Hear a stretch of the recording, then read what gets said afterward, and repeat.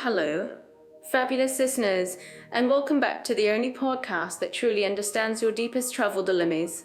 Oh, it's Mira here, charged up and ready to spill some fun, hopefully not coffee, this time. You know, between our last episode and this one, I had a truly Mira-esque moment. I was trying to assemble a new, super complicated Scandinavian bookshelf, right? The instructions were basically just pictograms, and I ended up building something that looked like an abstract diagonal shelf. Mira, I swear your life is a constant addition for a slapstick comedy. A self-assembling art installation. Wow, I can picture the cat's face pure, unadulterated judgment. I, on the other hand, had a significantly less dramatic week. I just tried to explain to my neighbor why his pet parrot kept squawking my name. Turns out, he'd taught it to greet me. I'm still trying to figure out if it's an honor or a subtle form of surveillance. Either way, welcome back everyone. Leo here, reminding you that life's absurdities are always. Absolutely, Leo. You know, sometimes you just need a guide, someone to point you in the right direction when you're trying to figure out which country calls to your soul, right? Aha! Whether you're planning a vacation, dreaming of a whole new life, or even, dare I say, contemplating marrying someone from a different culture, we're here to help you weigh your options. Today, we're diving deep into a comparison of two truly fascinating European countries, Austria and Montenegro. Wow.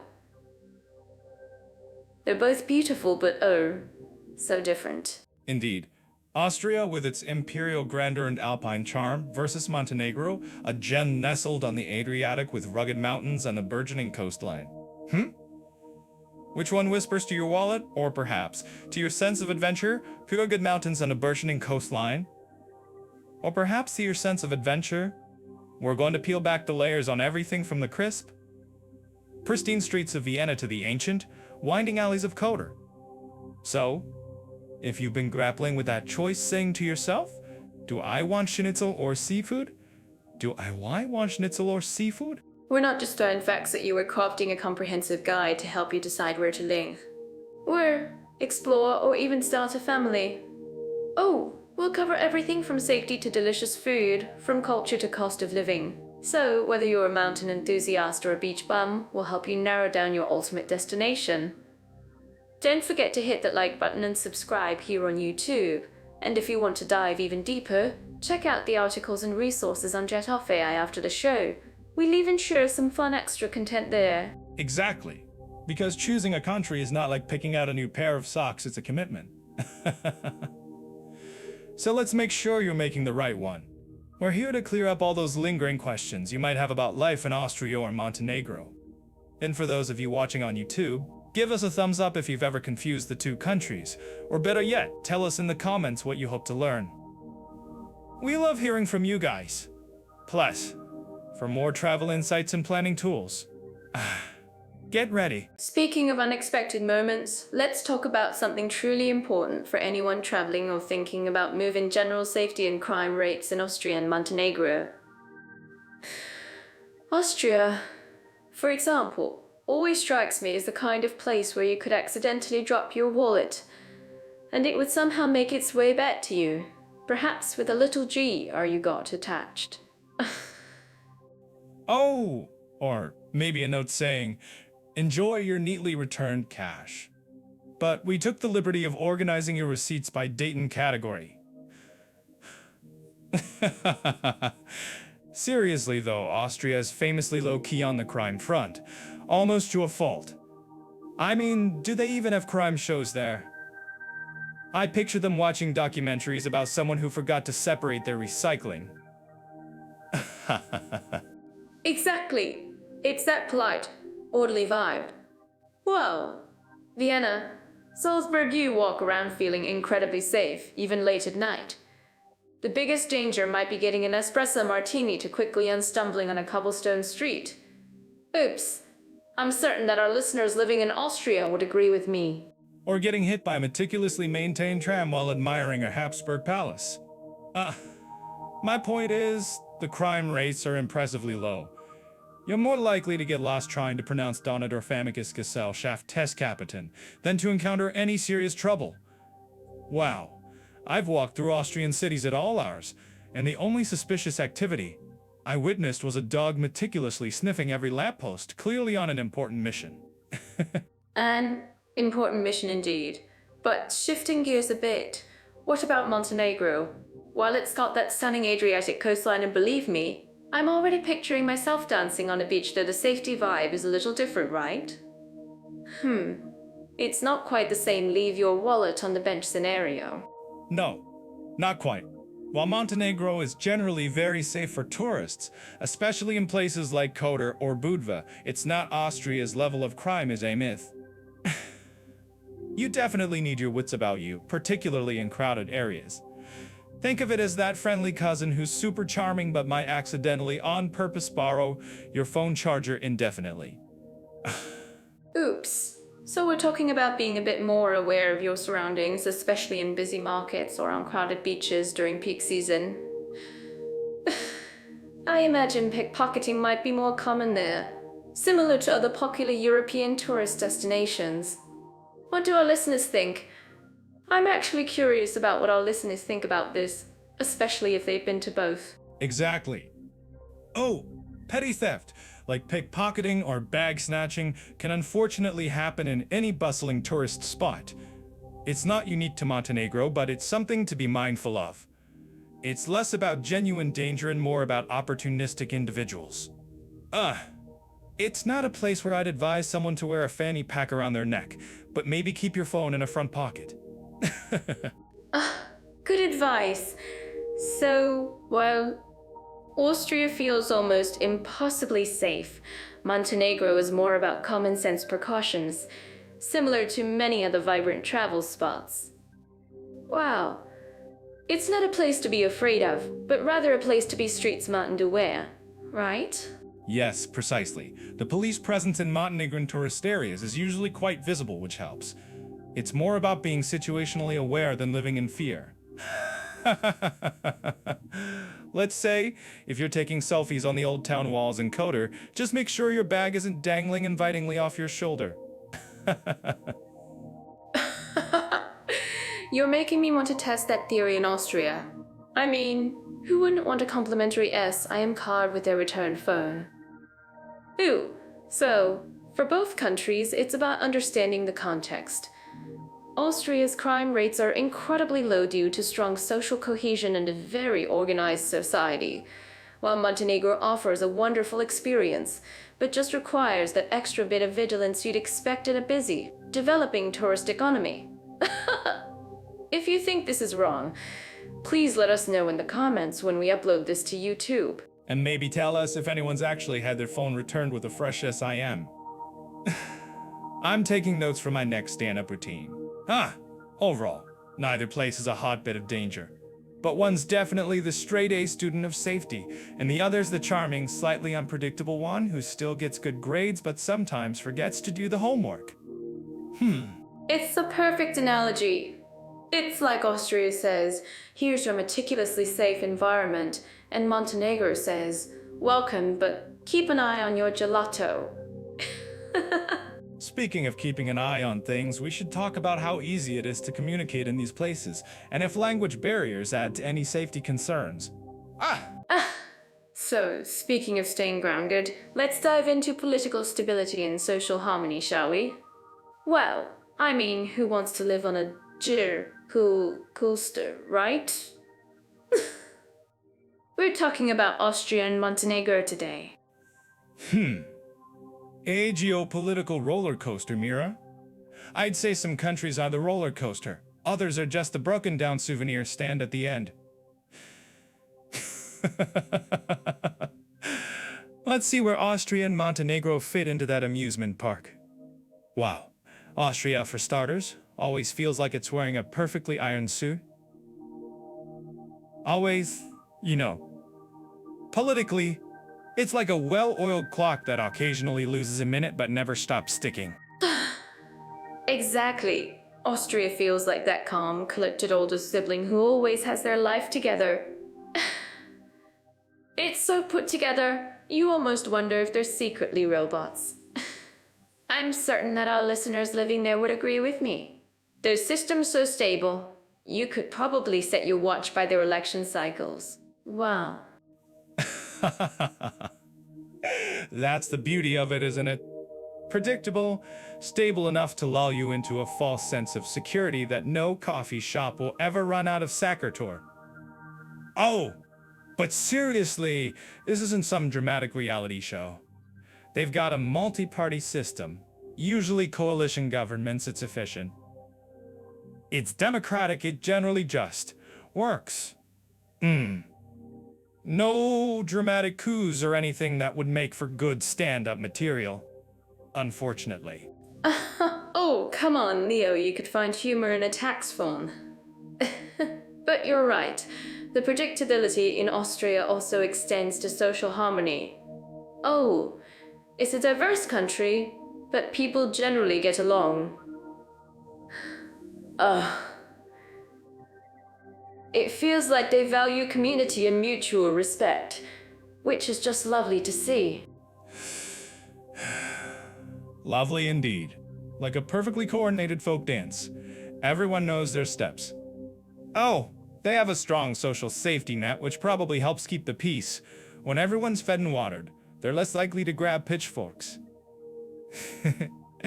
It's a sensible approach. I'm actually curious about what our listeners think about this, especially if they've lived in very different environments. Wow, that's a great point, Leo. And speaking of different environments, let's swivel our gaze to Montenegro. Whoa, it's a much younger country, having only gained independence in 2006. So, it's still finding its feet, you know. Like a baby giraffe trying to stand up. It's a bit wobbly, but incredibly charming.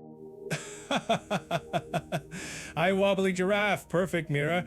I was just about to say it's more like a political tightrope walker trying to balance on a windy day.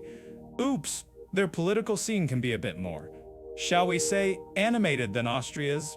Frequent government changes, sometimes protests. It's not always a smooth ride, which makes for better headlines, but maybe not better living. Well, it's got that vibrant, passionate energy, doesn't it? Oh, they're still shaping their identity, which I think is kind of beautiful.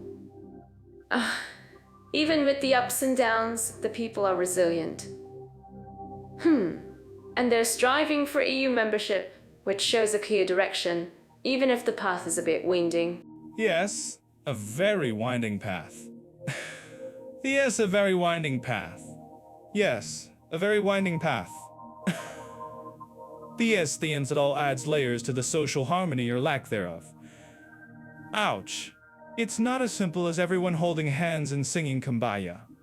There are real tensions, debates over identity language. It's a complex tapestry, and sometimes the threads get tangled. True, it's a rich tapestry, maybe with a few more knots than Austria's. But it's also a place where you see people fiercely proud of their heritage, and that's something to admire.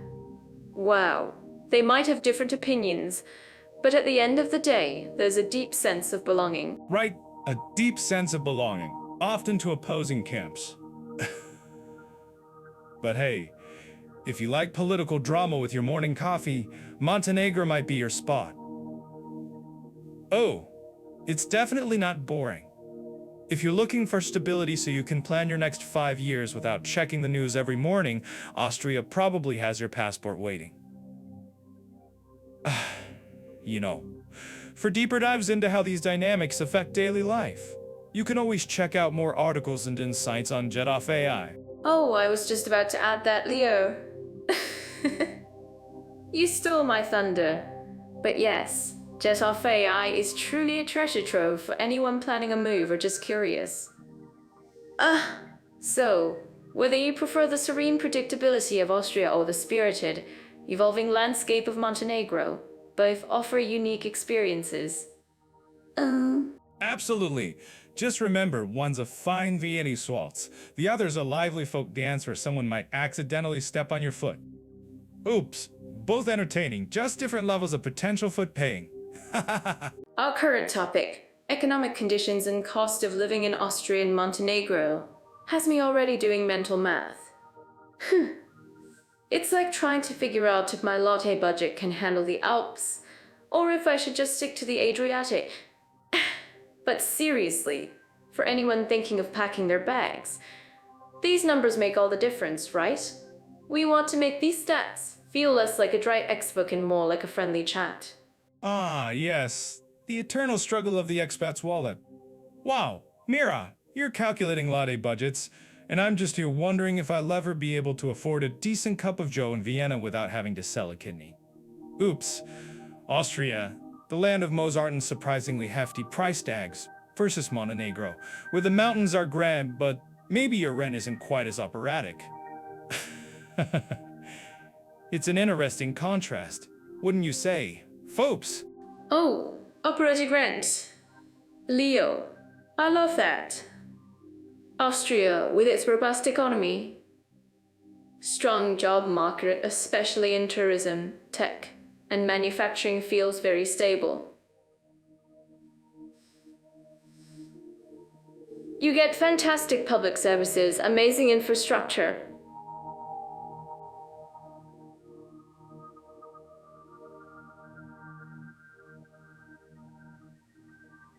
But that comes with a higher cost of living.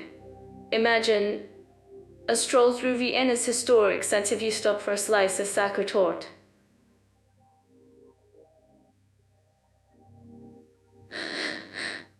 Balances out, you say? Mira, you always find the silver lining, even in a gold-plated price tag. In Austria, you're paying for precision, for reliability, for everything being just so. Which is great, until you realize that a small apartment in Vienna costs more than a modest castle in some other parts of the world. Whoa. I'm certain that our listeners living in Austria would agree with me that while the quality of life is undeniably high, your bank account definitely feels the quality squeeze. Well, speaking of squeezing, Montenegro then offers a different kind of squeeze, a more budget-friendly one, perhaps. Ooh. Their economy is still developing, with tourism being a massive engine, especially along the beautiful coastlines like Kotor and Budva. You can get fresh, local produce at incredibly affordable prices in the markets. But of course, with lower costs come generally lower salaries. It's like choosing between a grand symphony with expensive tickets or a charming local folk band where entry's free, but you might have to bring your own snacks. Mira, you know me. I picked a folk band, but only if they have really strong coffee and don't mind me heckling them with my absurd observations. Montenegro's economic situation is fascinating because they've adopted the euro without being in the EU. Wow, it's like bringing your own fancy cutlery to a potluck. So, while prices for some things are lower, especially outside the main tourist hotspots, you're still dealing with Euro-level expectations in many ways. You might save on rent in a charming village. That's a great point about the euro, Leo. It really highlights the complexities for expats. In Austria, the job market is strong, particularly for skilled professionals, but the competition is fierce and taxes are definitely significant. Ouch. You get amazing social security and healthcare, but you're contributing a lot to it. Whereas in Montenegro, finding a high-paying job as an expat might be trickier unless you're in a specialized tourism role or a digital nomad. It's about weighing those trade-offs, isn't it? Exactly, Mir.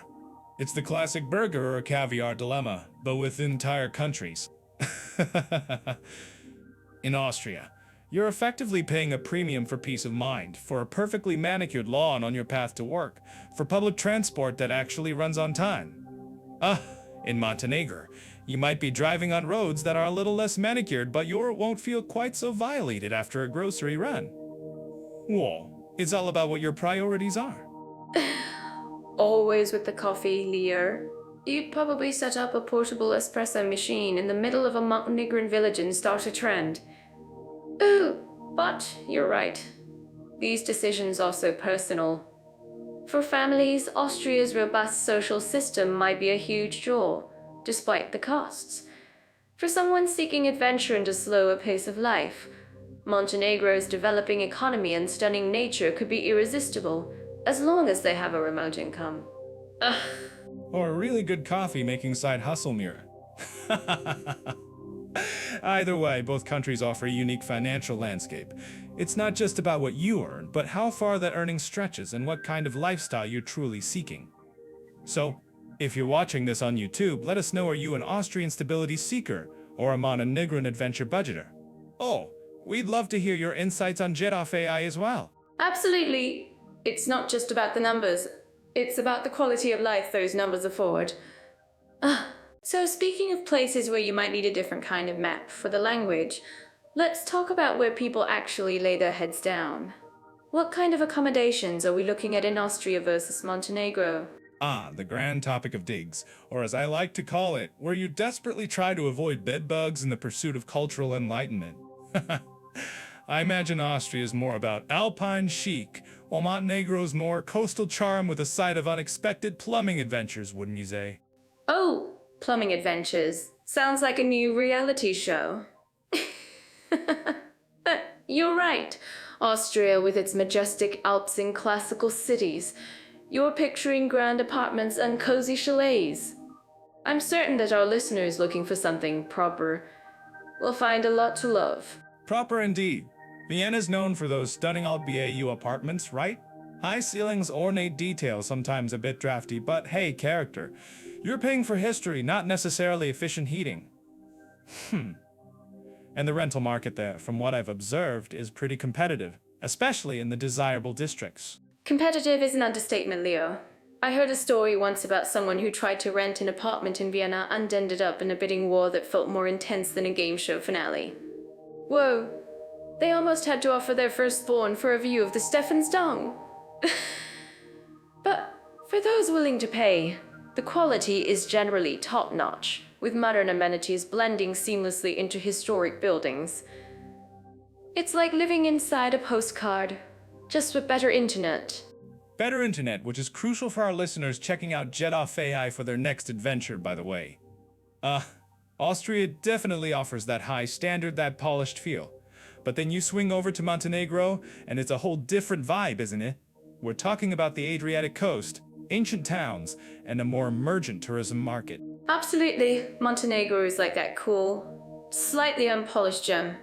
Oh, you've got these stunning stone houses in places like Kotor or Perast, often with incredible views of the bay. They might not have the old BAU grandeur, but they have soul. And while the tourist hotspot, Buva have modern apartment complexes and swanky hotels. Move a little inland, and you'll find charming, more rustic options. Rustic often means character filled with a hint of DIY renovation, right? No offense, Montenegro, but I've heard tales of delightful coastal rentals where the showerhead has a mind of its own. Oops. It's part of the charm, though. That unexpected spontaneity. It's the kind of place where you embrace the quirks rather than demanding perfection. I'm actually curious about what our listeners think about this. Do you prefer the predictable luxury or the charming unknown? Oh, I'm all about the charming unknown, especially if it comes with a view of the Adriatic. Rental prices are also generally more accessible in Montenegro compared to Austria. You can find quite a spacious place for what you'd pay for a shoebox in Vienna. But then, you have to consider the infrastructure differences. Austria's housing standards are pretty regulated, you know. While in Montenegro, it can be a bit more variable. It's not always easy to tell if your rental comes with reliable heating or if the hot water is just a rumor. Reliable heating is not a rumor in Austria, that's for sure. You're practically guaranteed a snug space, even if the landlord insists on displaying their grandmother's porcelain doll collection in the hallway. And for long-term rentals in Montenegro, I've noticed a lot of newer builds are popping up, especially along the coast. They're modern, efficient, but sometimes lack that distinct Montenegrin character. True, but sometimes efficiency is exactly what you need after a day of exploring ancient ruins or climbing mountains. Well, And if you're looking to buy, Montenegro has seen a surge in interest, especially from expats and investors. Imagine owning a little slice of the Adriatic, a tiny stone house you can call your own. Oh, but for YouTube viewers, don't forget to like this video and subscribe to our channel if you're enjoying this comparative deep dive. We'd love to hear your thoughts in the comments. A tiny slice of the Adriatic, Mira? More like a crumb, considering some of those prices near Kotor Bay these days. Ouch. But you're right, the investment potential is there. Austria, on the other hand, the buying market can be a bit more stable, perhaps less dramatic. You know what they say in Austria? You buy a home in Montenegro, you buy a dream, and then you fix the roof. But seriously, both offer unique living experiences. It really comes down to whether you prefer a waltz in Vienna or a wild dance by the Bay of Kotor. I think it's about what kind of story you want your home to tell, isn't it? Whether it's the elegant, classic narrative of an Austrian apartment or the vibrant, adventurous tale of a Montenegrin coastal retreat. For more insights, remember to check out related articles on Jet.ai, where you can find detailed guides on rental markets and property investments in both countries. It's like having a travel agent and a comedian in your pocket. Speaking of making things happen, some things take a lot, but making happen. Our next topic is all about use of visa, immigration, and official procedures. Wow. And when you're thinking about living abroad, this can feel like trying to solve a Rubik's Cube blindfolded. Right? Or like trying to get a decent cup of coffee at Variety Impossible, but you're going to earn it. When it comes to Austria, you can practically hear the paper shredders warming up for your application. I imagine they have a whole department dedicated to making sure your forms are perfectly aligned. Perfectly aligned indeed. For non-EU citizens looking at Austria, it's certainly a masterclass in precision. They're part of the Schengen area, which is fantastic for tourism, but if you want to stay longer or work, you're looking at a serious checklist. Think red white card and a lot of documents proving your entire life story. I'm certain that our listeners who've navigated that labyrinth would agree with me. Labyrinth is a gentle term, Mira. I'd call it an administrative Olympic event. You train, you gather documents, you jump through hoops, and then you wait for the results. I once saw a guy try to immigrate there, and he looked like he'd aged 5 years just filling out the first application. Ouch. He probably needed a whole pot of coffee to keep his pen moving. Whoa, poor guy. But that's where Montenegro comes in with a totally different vibe. It's not an EU, and for many nationalities, especially tourists, it feels a bit like the chill cousin at the family gathering saying, "Oh, you need a place to crush? Just move that pile of laundry. You're all set." I like the sound of that. So Austria's got its perfectly pressed uniforms and strict schedules, while Montenegro is more like come as you are. We'll figure it out.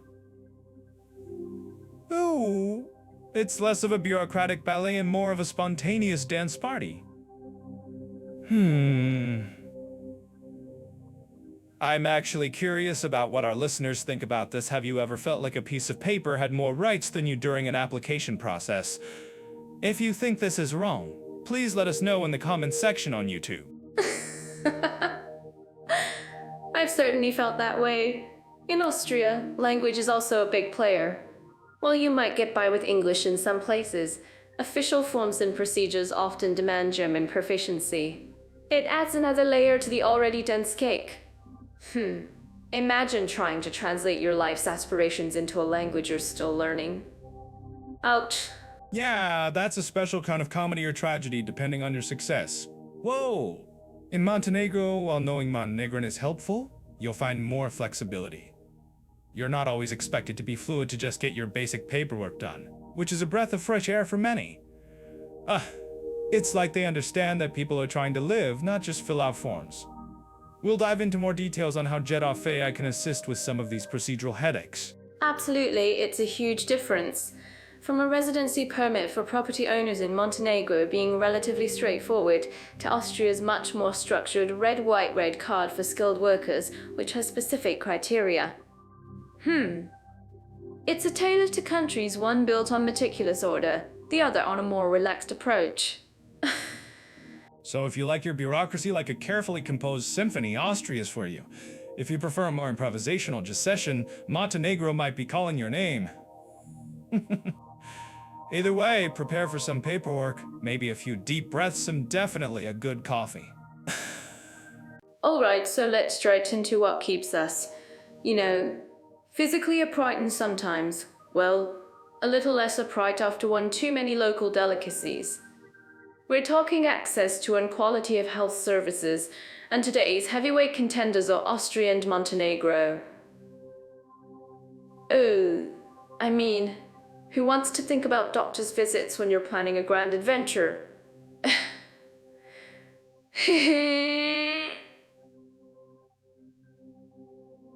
Whoa, spoken like a true optimist, Mira. Most of us are just hoping we don't accidentally swallow a souvenir or trip over a historic cobblestone. But yeah, getting sick abroad is like life's cruelest prank. Sure, enjoy this beautiful country, now go figure out their medical system. Ouch. Austria, on one hand, is practically known for its precision, from clocks to composers, so I expect their healthcare to be equally well orchestrated. It really is, Leo.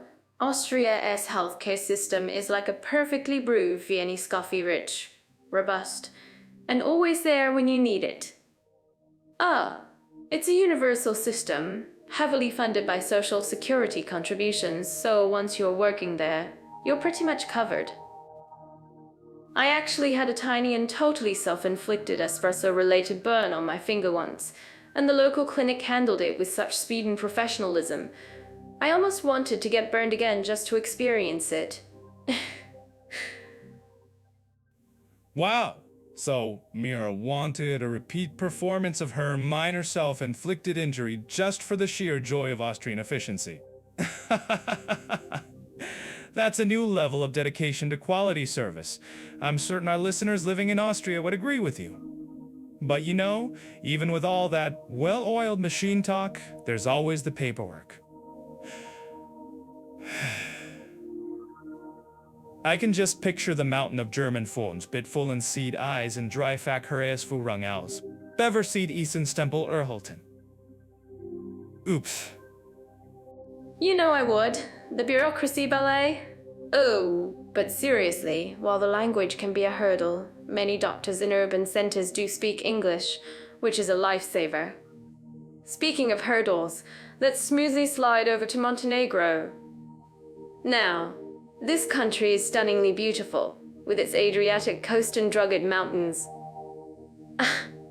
But its healthcare system is, let's say, still finding its footing. The public system can be a bit more challenging. And that's where the private sector really stepped in. Montenegro, the land where if you break a leg hiking in the mountains, you might have to choose between a breathtaking view and a fast ambulance. It's a gorgeous place, but from what I've observed, the public healthcare facilities can feel a bit like a time capsule. Ouch. You might find yourself in a waiting room that's older than some of the procedures they're still performing. For expats, private clinics are practically a necessity, unless you're a fan of lengthy queues and playing charades with medical staff. You're being dramatic. But you're not entirely wrong about the private options being crucial for expats in Montenegro. While the public system is very affordable for residents, the quality and access often vary, especially outside of major cities like Podgorica or Budva. But, on the flip side, the Montenegrin people are incredibly warm. I remember a friend who got a nasty mosquito bite in a mosquito bite in a mosquito bite in a small village, and a local pharmacist found traditional remedies, almost like a herbalist's potion. Yeah, a human touch when you're thinking, is this an infection or am I turning into a swamp monster?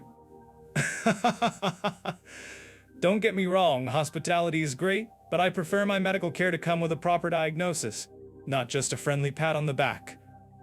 And for those of us who haven't mastered Montenegrin, imagine trying to explain your symptoms when the only word you know is of Hidiravo. Oops. It's like a comedic sketch waiting to happen, but with much higher stakes. I'm actually curious about what our listeners who've lived in need to happen. That's a great point, Leo. Your experiences truly bring these topics to life. So, for experts especially, it seems Austria offers a lot more peace of mind with its established, high-quality universal system. You contribute, you're covered, and the standards are consistently high. Absolutely. In Austria, you're investing in a well-oiled machine. In Montenegro, you're essentially buying a safety net for when the charmingly rustic machine decides to nap. So pack your premium private insurance policy if you're heading to Montenegro. And if you're still trying to decide, definitely check out Jet Off AI for more detailed comparisons, because your health, unlike some of my jokes, is no laughing matter. Alright, so we're zipping into our next segment, talking about how we actually get around in these amazing places. You know, Leo, I was just thinking about how important it is to have good transport. My last trip, I got stuck in a city where the buses were more like surprise scenic tours. They'd take you anywhere but where you wanted to go. It was an adventure, but maybe not the convenient kind. Oh, Mira, surprise scenic tour sounds like a fancy way of saying you got totally lost. I can just picture you, map upside down, trying to convince a pigeon to give you directions. But hey, at least you got some extra steps in, right? Speaking of getting where you need to go, let's talk about our first country's knack for mobility, Austria. Wow, yes, Austria. When I think of Austrian transport, I picture pristine trains gliding through the Alps, almost like something out of a movie. Seriously though, their public transportation system is incredibly well developed and efficient. You've got trains, trams, buses, all super punctual. It's like they've got little clockwork gnomes ensuring everything runs on time. Clockwork gnomes, eh? I'd say it's more like a national obsession with precision. You could set your watch by their trains. In cities like Vienna, their U-Bahn, S-Bahn, trams, and buses are so interconnected, you barely need a car. It's a dream for a traveler like me, who prefers people watching to wrestling with rental car insurance. Ooh, and I bet our listeners in Austria are nodding right now, thinking, yep, our public transport is so good. We barely know what traffic looks like. It's the thing. It's the thing. Even when you're going from one picturesque town to another, Austria's rail network, run by OBB, is fantastic. You can get to almost any corner of the country. It makes you wonder why we even bother with personal vehicles sometimes. Oops. They have excellent roads too, of course, well maintained and perfect for scenic drives. But the public transit is definitely the star. Well, their roads are definitely impressive, wide, smooth, and they handle the mountainous terrain beautifully. Wow. But navigating those winding Alpine roads can be a bit much if you're not used to it. I once saw a tourist trying to reverse uphill on a narrow mountain pass. Let's just say the car ended up looking more like modern art. Ouch. Do you all agree that some roads are just better enjoyed from a train window? Tell us below in the YouTube comments. Oh no, a modern art car. Well, while Austria is all about smooth journeys, let's pivot to a country where the journey itself is often part of the adventure. Montenegro. Known for its stunning coastline and rugged mountains, their transportation story is quite different. Indeed, Montenegro. Think less clockwork gnomes and more charming chaos. Ooh, their infrastructure is still developing, especially compared to Austria's polished perfection. You'll find a mix of older, winding roads, particularly along the coast or through the mountains, and some newer highways connecting major towns. It's like comparing a finely tuned Swiss watch to a robust, hand-forged piece of art. Hand-forged art. I love that. Wow. It's true driving in Montenegro can be an experience. The Bay of Kotor roads are breathtaking, but also narrow with sharp turns and tunnels. You're constantly rewarded with incredible views, but you have to keep your eyes on the road. Oops. Public transport, primarily buses, connects cities, but it's not as frequent or integrated as what you'd find in Austria. You're right. The buses are the main public transport in Montenegro, and while they're generally reliable for intercity travel, don't expect Austrian-level punctuality. It's more of a "you'll get there when it gets there" vibe. I suppose if you're an adventurer, it's definitely worth it. But for everyday commuting, it might test your patience. Compared to Austria's highly efficient system, Montenegro's transport is more about utility and getting you from point A to B, often with a bonus scenic route whether you planned it or not. For instance, while Austria's airports are hubs of international connections, Montenegro's airports in Podgorica and Tivat are smaller, with fewer direct international routes, though they're improving. So, to sum it up, Austria's transportation infrastructure is like a well-oiled machine, getting you everywhere efficiently and on time. Montenegro offers a more rugged, scenic adventure with its developing roads and bus network. It's really about what kind of journey you prefer, isn't it? A smooth, predictable ride, or one with a few exciting and maybe slightly stressful twists and turns? Oh, make sure to like this video and subscribe to our channel if you enjoy these country comparisons. Alright, speaking of trying new things, let's talk about the absolute joy and occasional headache of language barriers and ease of communication. Whoa! I mean, I love just pointing at things and hoping for the best, but sometimes you really need more than a smile and a shrug. I remember once in Austria, I tried to order apple strudel and somehow ended up with apple trouble. Oops. The waiter looked at me like I just confessed to a crime. Apple trouble, huh? Sounds like a typical mirror adventure. I'm certain our listeners are already picturing you wrestling a rogue pastry. Anyway, when you're in Austria, especially in places like Vienna or Salzburg, you can actually get by pretty well with English. The younger crowd, anyone in tourism, they're usually fluent with English. But step off the beaten path into a smaller village or trying to navigate official bureaucracy.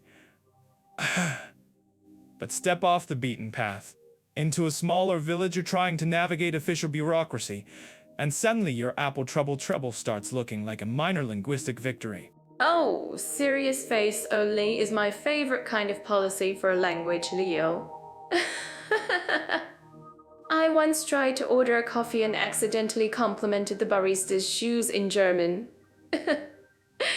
He looked genuinely confused, but I guess it broke the ice. But that's Austria, right? Very polite, very proper, even if your German is a bit wobbly.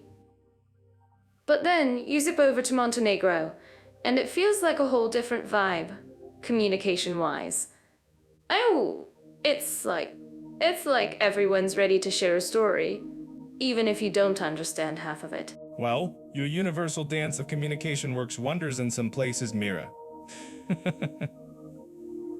In Montenegro, especially along the coast in places like Kotor or Budva, English is definitely more common than, say, deep inland. The younger generation and anyone working in tourism usually have a solid grasp. Oh, but you hit the more traditional areas, and you're diving into Montenegrin, which... it's less about the grammar and more about the gesture. It sounds like poetry if you do. See, Leo, that's what I'm talking about. Gesture. My specialty.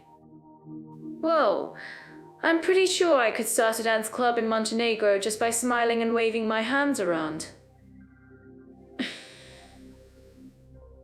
I'm certain that our listeners living in Montenegro would agree with me that the hospitality often transcends words. But let's be real. For anyone thinking about moving or staying long term, how vitally curious about what our listeners think about this. So to leave a comment on YouTube. For Austria, if you're planning anything beyond a week's vacation, learning German isn't just helpful, it's pretty much non-negotiable for integration. Work, official documents, even making friends outside of the expat bubble, it's German or bust, buddy. Ouch! They appreciate the effort though, even if your declensions are all over the place. Whereas in Montenegro, for a long-term stay, you don't want a Negro for a long-term stay, you'd ideally want to learn Montenegrin or Serbo-Croatian. It's not as globally widespread as German, but it opens so many doors culturally. You know, Leo, you're surprisingly right about not wanting to miss out on the jokes. My entire life motto, basically, the language feels precise, like a perfectly tuned clock. But if you wind it the wrong way, everything goes ping. Whoa! In Montenegro, it's more like a lively, bustling market. You might not understand every vendor, but the energy is undeniable. And you definitely get the vibe. It's funny how a country's communication style can reflect its personality, isn't it? Absolutely. It's like Austria's German is a well-designed spreadsheet, efficient, logical. But if you miss a comma, everything goes haywire. Ouch! While Montenegrin feels more like a spirited folk dance, you might step on a few toes, but everyone's having too much fun to notice. And while both countries have their challenges, the willingness of locals to help you out, or at least share a laugh at your linguistic blunders, makes it all part of the adventure. Speaking of vibrant places, let's look at cultural diversity and tolerance, starting with Austria and Montenegro. Oh, I always picture Austria as this elegant, almost perfectly curated place, like a fancy strudel that's beautiful on the outside, but you just know there's a wild, diverse feeling inside. Bihu, what do you think, Leo? Does their history of empires make them secretly super diverse? Or is it more of a we prefer our cultural butter and slatted vibe? Mira, you always manage to make every country sound like a dessert. I'm starting to think your brain is just a giant pâtissier, wow. But speaking of elegant strudel, Austria, especially Vienna, does have that imperial past that pulled in people from all corners of the Austro-Hungarian Empire. So, while you might see this almost pristine in Austria would agree with me that there's a strong emphasis on the music image. If you scratch beneath the surface, you'll find layers of influences. But let's be honest, sometimes it feels like they prefer their diversity served neatly in it. Oh, integrate politely. That's a classic. But come on, you can't deny Vienna, especially has truly blossomed into a multicultural hub. Wow. I've seen so many different communities thriving there, from Turkish and Balkan influences to all sorts of international students and artists. It's like a melting pot with designated stirring times. And their initiatives for social harmony are actually quite commendable, even if they sometimes prefer a quiet classical concert over a noisy reggae festival. Balance, sure. But sometimes that balance leans a bit heavily on the Austrian culture first side, even with all the good intentions. I mean, look at some of the debates around immigration and integration policies. It's like a constant tightrope walk. Even with all the vibrant neighborhoods, especially in Vienna, that are buzzing with different languages and policies, which is great material in volume. Aha! I'm actually curious about what our Jetafea users, which is great material for us in upper teen. I'll tell you that much. Then you step out to some of the more rural areas. One. Speaking of tapestries, let's pivot to Montenegro. Oh, now that's a country where diversity isn't just integrated, it's woven right into the fabric, like a beautifully chaotic quilt that's been passed down for generations. Montenegrins, Serbs, Bosniaks, Albanians, Croats, they've all been living side by side for centuries, sharing traditions, languages, and sometimes, well, a little bit of just how we've always been. It feels incredibly natural, doesn't it? It does. Mira, it really does. Mira, it really does. Mira, it really does. It really does. Really does. Montenegro is almost a masterclass in inherent multiculturalism. You see it in the architecture, the food, the different religious sites standing just blocks from each other. It's a living, breathing history lesson. Well, I remember being on the coast, and you could hear for different languages being spoken at the market, all bargaining over the same fish. It feels like distinct groups and more like painting. Oh, it's that warm Mediterranean embrace of difference, even if it's sometimes a boisterous embrace. I mean, they've managed to maintain such a strong sense of national identity while celebrating all these different influences. It's almost like a superpower, wow. I think that spirit, that open-hearted way of living together, is something a lot of larger countries could genuinely learn from. Do you guys agree with us? If you think this is wrong, please let us know in the comments section on YouTube. A superpower, I like that. But you're right, the scale of diversity in Montenegro, while maybe not as numerically large as in some places, feels incredibly profound because of its historical depth. Austria, on the other hand, is still navigating how to be a modern, diverse European nation while holding on to its strong cultural markers. Both are fascinating, but Montenegro just seems to have that lived diversity in its bones, while Austria sometimes feels like it's still reading the instruction manual.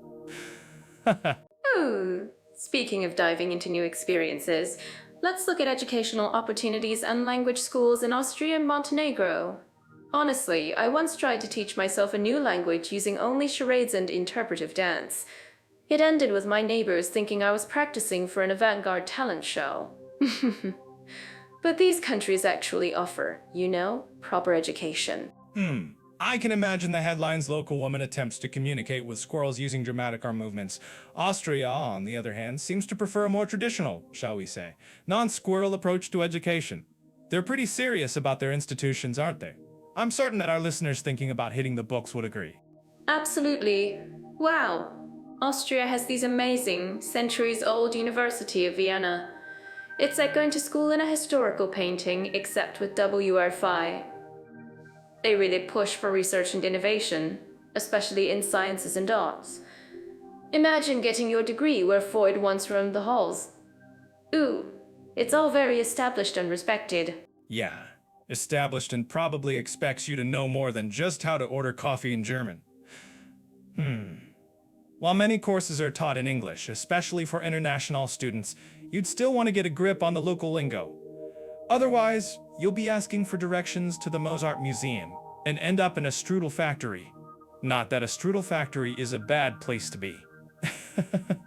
But seriously, if you're interested in learning German, Austria has fantastic language schools. You can immerse yourself in the culture while trying to conjugate verbs.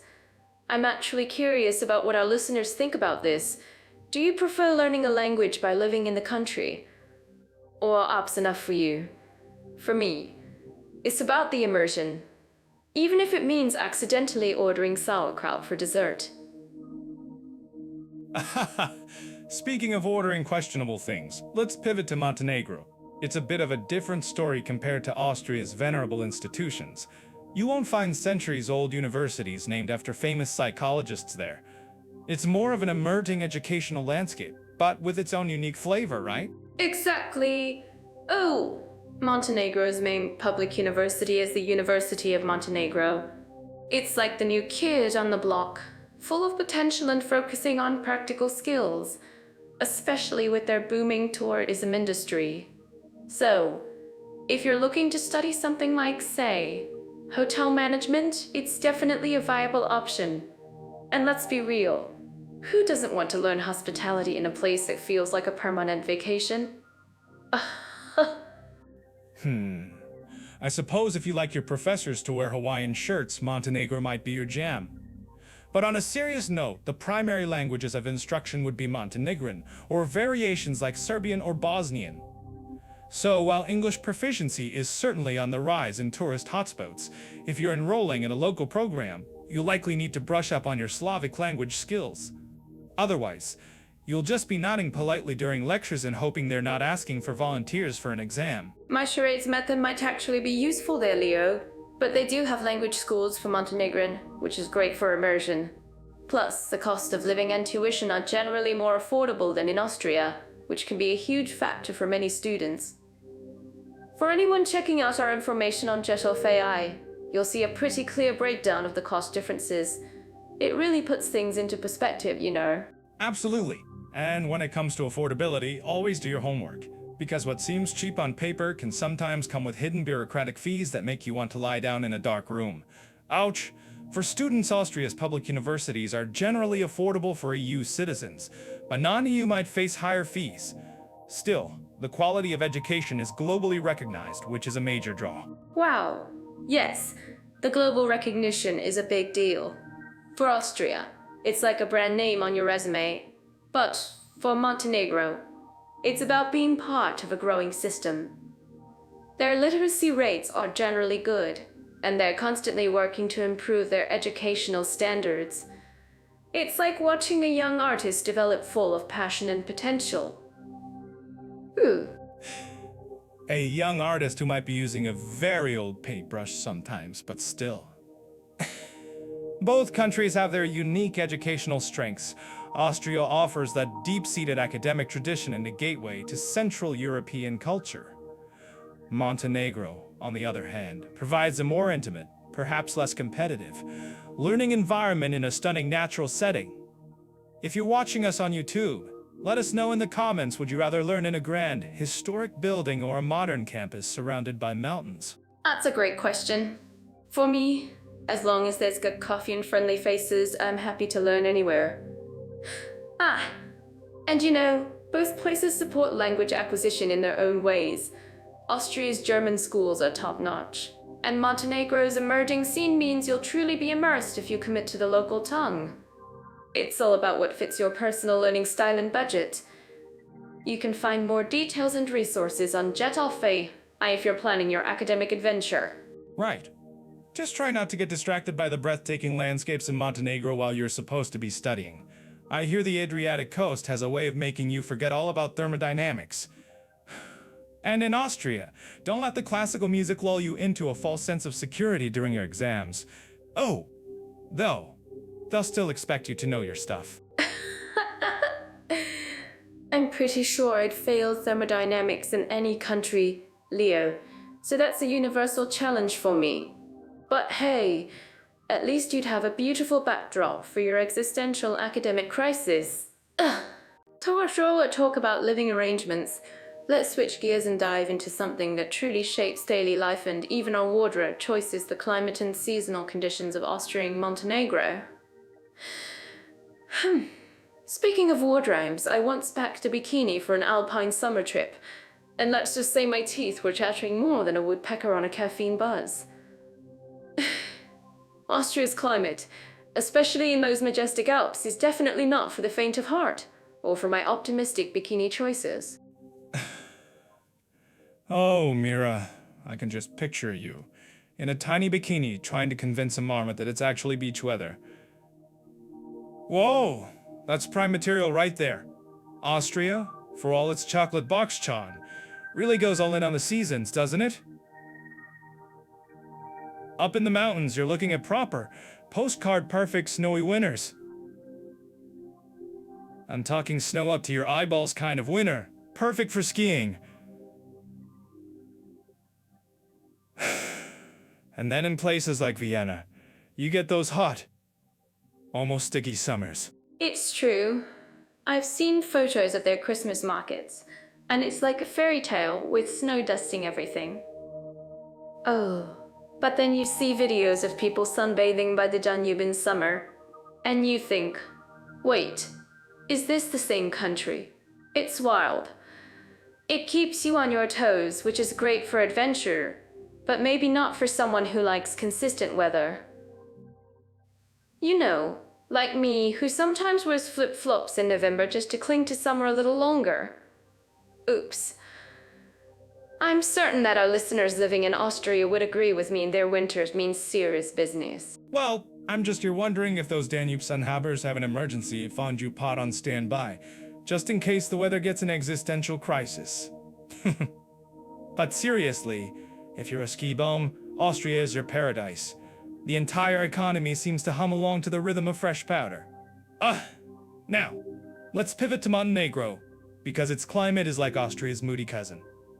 Along the coast, you've got that classic Mediterranean vibe hot. Dry summers where your skin begs for shade and mild, wet winters.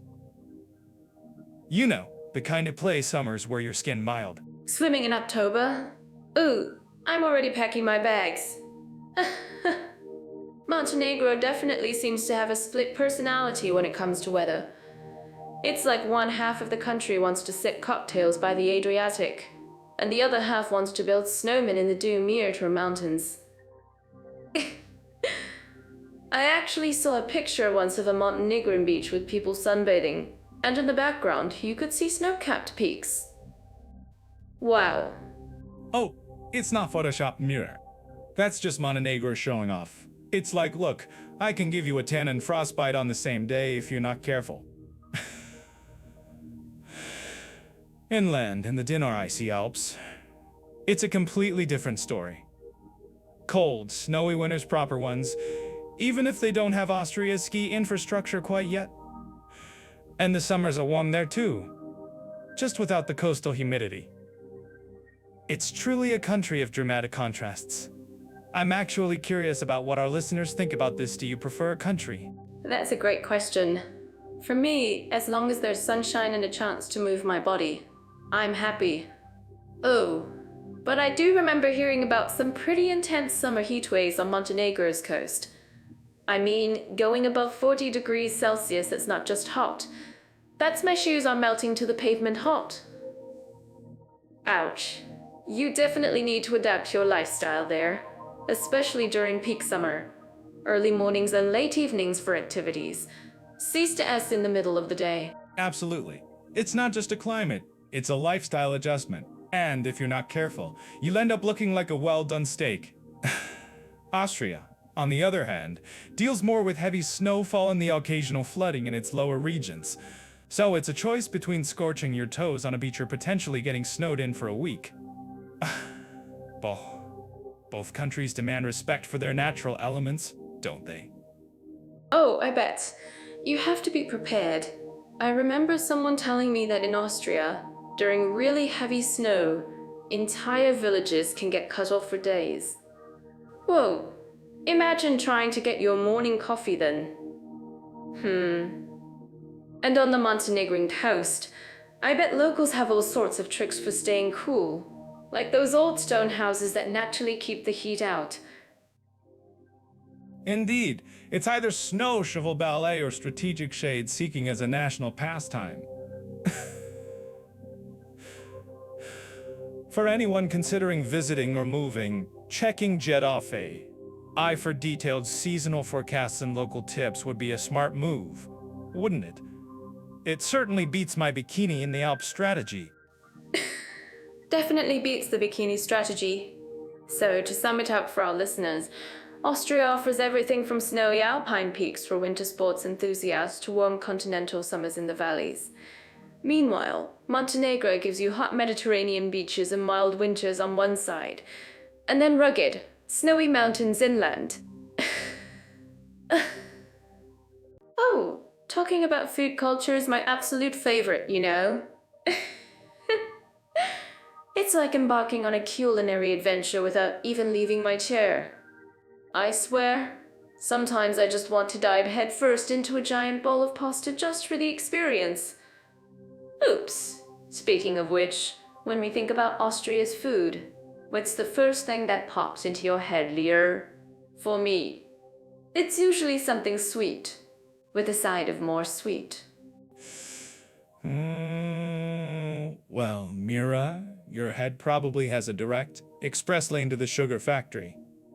Oh, When I think of Austrian food, I picture a very serious, very hearty plate that's designed to prepare you for a long, cold winter's nap, not for an afternoon dance party. We're talking Wiener Schnitzel, right? A glorious, pounded piece of meat, probably bigger than your face. Wow. And then, if you're feeling adventurous, maybe some goulash. I'm certain our listeners living in Austria are nodding vigorously right now. Oh, Leo, you always make it sound so dramatic. But you're not wrong about the size. I remember once trying a schnitzel so big, I thought an actual tablecloth. Oops. My plate looked like a tiny island in a sea of deliciousness.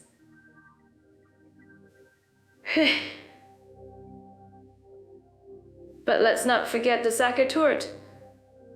It's rich, it's decadent, and it makes you feel like royalty. It's like a culinary hug, Vance says. Don't worry, darling. Yeah, a hug that immediately tells your waistline to prepare for impact. Ouch, but for real, Austria-esque pastries are legendary. You've got the Apfelstrudel, which is basically a warm blanket in dessert form. It's the kind of food that whispers, comfort and screams, I don't care about my diet today. Now, shifting gears from all that refined Austrian elegance, let's talk about Montenegro's food culture. I mean, it's completely different, right? You're not likely to find a Sachertorte hiding in a Montenegrin mountain village. Well, definitely not hiding a Sachertorte. Montenegro feels much more rustic, in a wonderfully authentic way. I think of fresh seafood right from the Adriatic simple grilled meats. Oh, it's like the food tells a story of the land and the sea without any fancy frills. It's wholesome, it's flavorful, and surprisingly, it feels lighter, even with the grilled meats. Don't you agree? I'm actually curious about what our listeners think about this.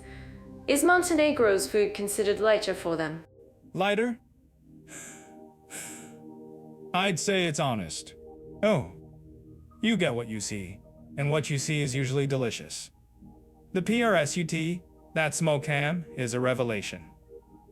Wow, it's salty, it's rich, and it pairs perfectly with some local cheese and a glass of rakia.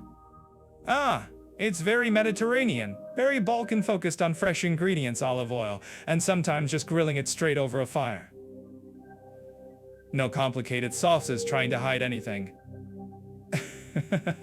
That's a good way to put it, nothing to apologize for. It's like the food is just unapologetically itself. But speaking of apologies, what about nutritional alternatives in these places? I mean, trying to find a vegan Wiener Schnitzel in Vienna sounds like a challenge from a superhero movie. Mission Impossible Vegan Austria. Mission Impossible Vegan Austria. Do you think it's easier or harder to find dietary options in one country versus the other? Well, Mira, finding a vegan schnitzel is probably less about a Mission Impossible and more about a culinary unicorn hunt. In major Austrian cities like Vienna, you'll definitely find modern restaurants catering to vegan, vegetarian, or gluten-free diets. Wow, they've embraced it. But if you step into a traditional gas station in a small village, you might be looking at a plate of potatoes and a very puzzled waiter. Montenegro, being so reliant on fresh produce and simple preparations, might actually offer more and actually offer more. That's true. When you have so much fresh produce available, like in Montenegrin markets, it's easier to just pick what you need and customize. Oh, but for anyone with specific dietary needs, checking ahead is always smart. I'm certain that our listeners would agree with me. A quick search on Jetofei or looking up restaurants on YouTube can save you a lot of guesswork and ensure you don't end up just eating bread for dinner.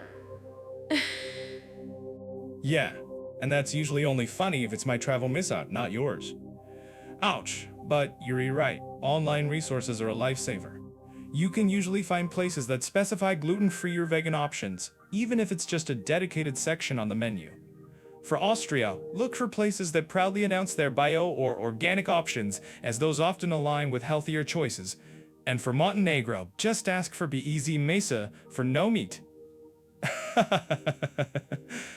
Exactly. It's all about knowing a few key phrases or where to look. Both countries have beautiful culinary traditions, whether you're diving into a rich saka or enjoying some grilled Montenegrin fish. It's just about finding your personal sweet or savory spot. Ooh, no. This is a topic I can really get into. Historical, cultural, and artistic values. It's like peeling back layers of delicious pastry, isn't it? Like finding a tiny forgotten museum in a back alley that no one ever told you about. And when you think about Austria's imperial past, it's just so grand. Wow, all those palaces and classical music. It's like the whole country is one big, elegant waltz. Elegant waltz, you say? More like a very, very long, somewhat stiff waltz that eventually lead to a few awkward steps. But you're right. Austria's history isn't just a footnote, it's practically the main script for half of Central Europe. All those Habsburgs building palaces the size of small cities. I bet their architects were just trying to win a bet how many rooms can we cram into one building before the emperor notices. Aha! And speaking of historical riches, Jedov's site also dives into uncovering these grandeurs. Exactly. And when you walk through Vienna, it's like every building has a story. Every cafe table has witnessed 1,000 debates. Wow. It's not just the Grand Schönbrunn Palace or the Hofburg, it's the feeling in the air. Like Mozart just finished a concerto around the corner, or Klim is about to reveal a new painting. Oh, shimmering gold. Oh. I'm actually curious about what our listeners living in Austria think about this. Do you feel that history in your everyday coffee? I imagine their coffee cups are probably so ornate they'd break if they dropped them. But seriously, the classical music scene alone is a powerhouse. You can't throw a strudel in Vienna without hitting a concert hall or a street musician playing something by Strauss. It's ingrained. But let's pivot from the imperial ballroom to something a bit more rugged, shall we? Montenegro. Ooh, Montenegro. Whoa. From grand palaces to dramatic fjords and ancient fortresses perched on cliffs. It's like Austria is a meticulously planned, opulent gala, and Montenegro is an epic adventure film. Its history feels like a constant fight for independence, doesn't it? Very different vibe. Absolutely. While Austria was perfecting its waltz, Montenegro was probably perfecting its ability to build villages that blended so well with the mountains. Invaders would just walk right past them. You've got Kotor, which is basically a living museum, still walled and looking like something out of a medieval fantasy. And then you have Chedinj, the old royal capital with its monasteries and modest yet proud historical buildings. It's not about imperial grandeur there, it's about resilience, and it's about resilience. Carved into rock, I love that. And the folk traditions in Montenegro, they're so vibrant. The music, the dances, the storytelling. It's not always on a big stage, it's often in a village square, passed down through generations. Probably with a strong Rocky on hand, I imagine. You wouldn't see an Austrian emperor in Lederhausen, but you might find a Montenegrin local in traditional attire at a festival without feeling like it's a costume. It's just part of who they are. Wow. When you look at their art, Austria gave us the secession movement, Klim's golden ladies, and all that intricate beauty. Montenegro has its own artistic heritage, maybe less globally known, but powerful in its local expression, frescoes and ancient monasteries. It's all about that contrast, isn't it? One is polished and grand, the other is raw and resilient. And both are equally valuable. You can't compare Mozart's symphony to a powerful Montenegrin folk song. They're just different expressions of the human spirit. Oh, It's like asking if a delicate sack of tort is better than a hearty CIC Vara. They both hit different spots. They both hit different spots. They love stories of connection, and so do we. Indeed. Austria's artistic contributions shaped an era, influencing European art and music for centuries. Wow! And Montenegro's artistic and cultural tapestry, while perhaps more localized, tells a story of survival, faith, and fierce pride. If you're into history that's been consistently dramatic, Montenegro offers a whole different flavor.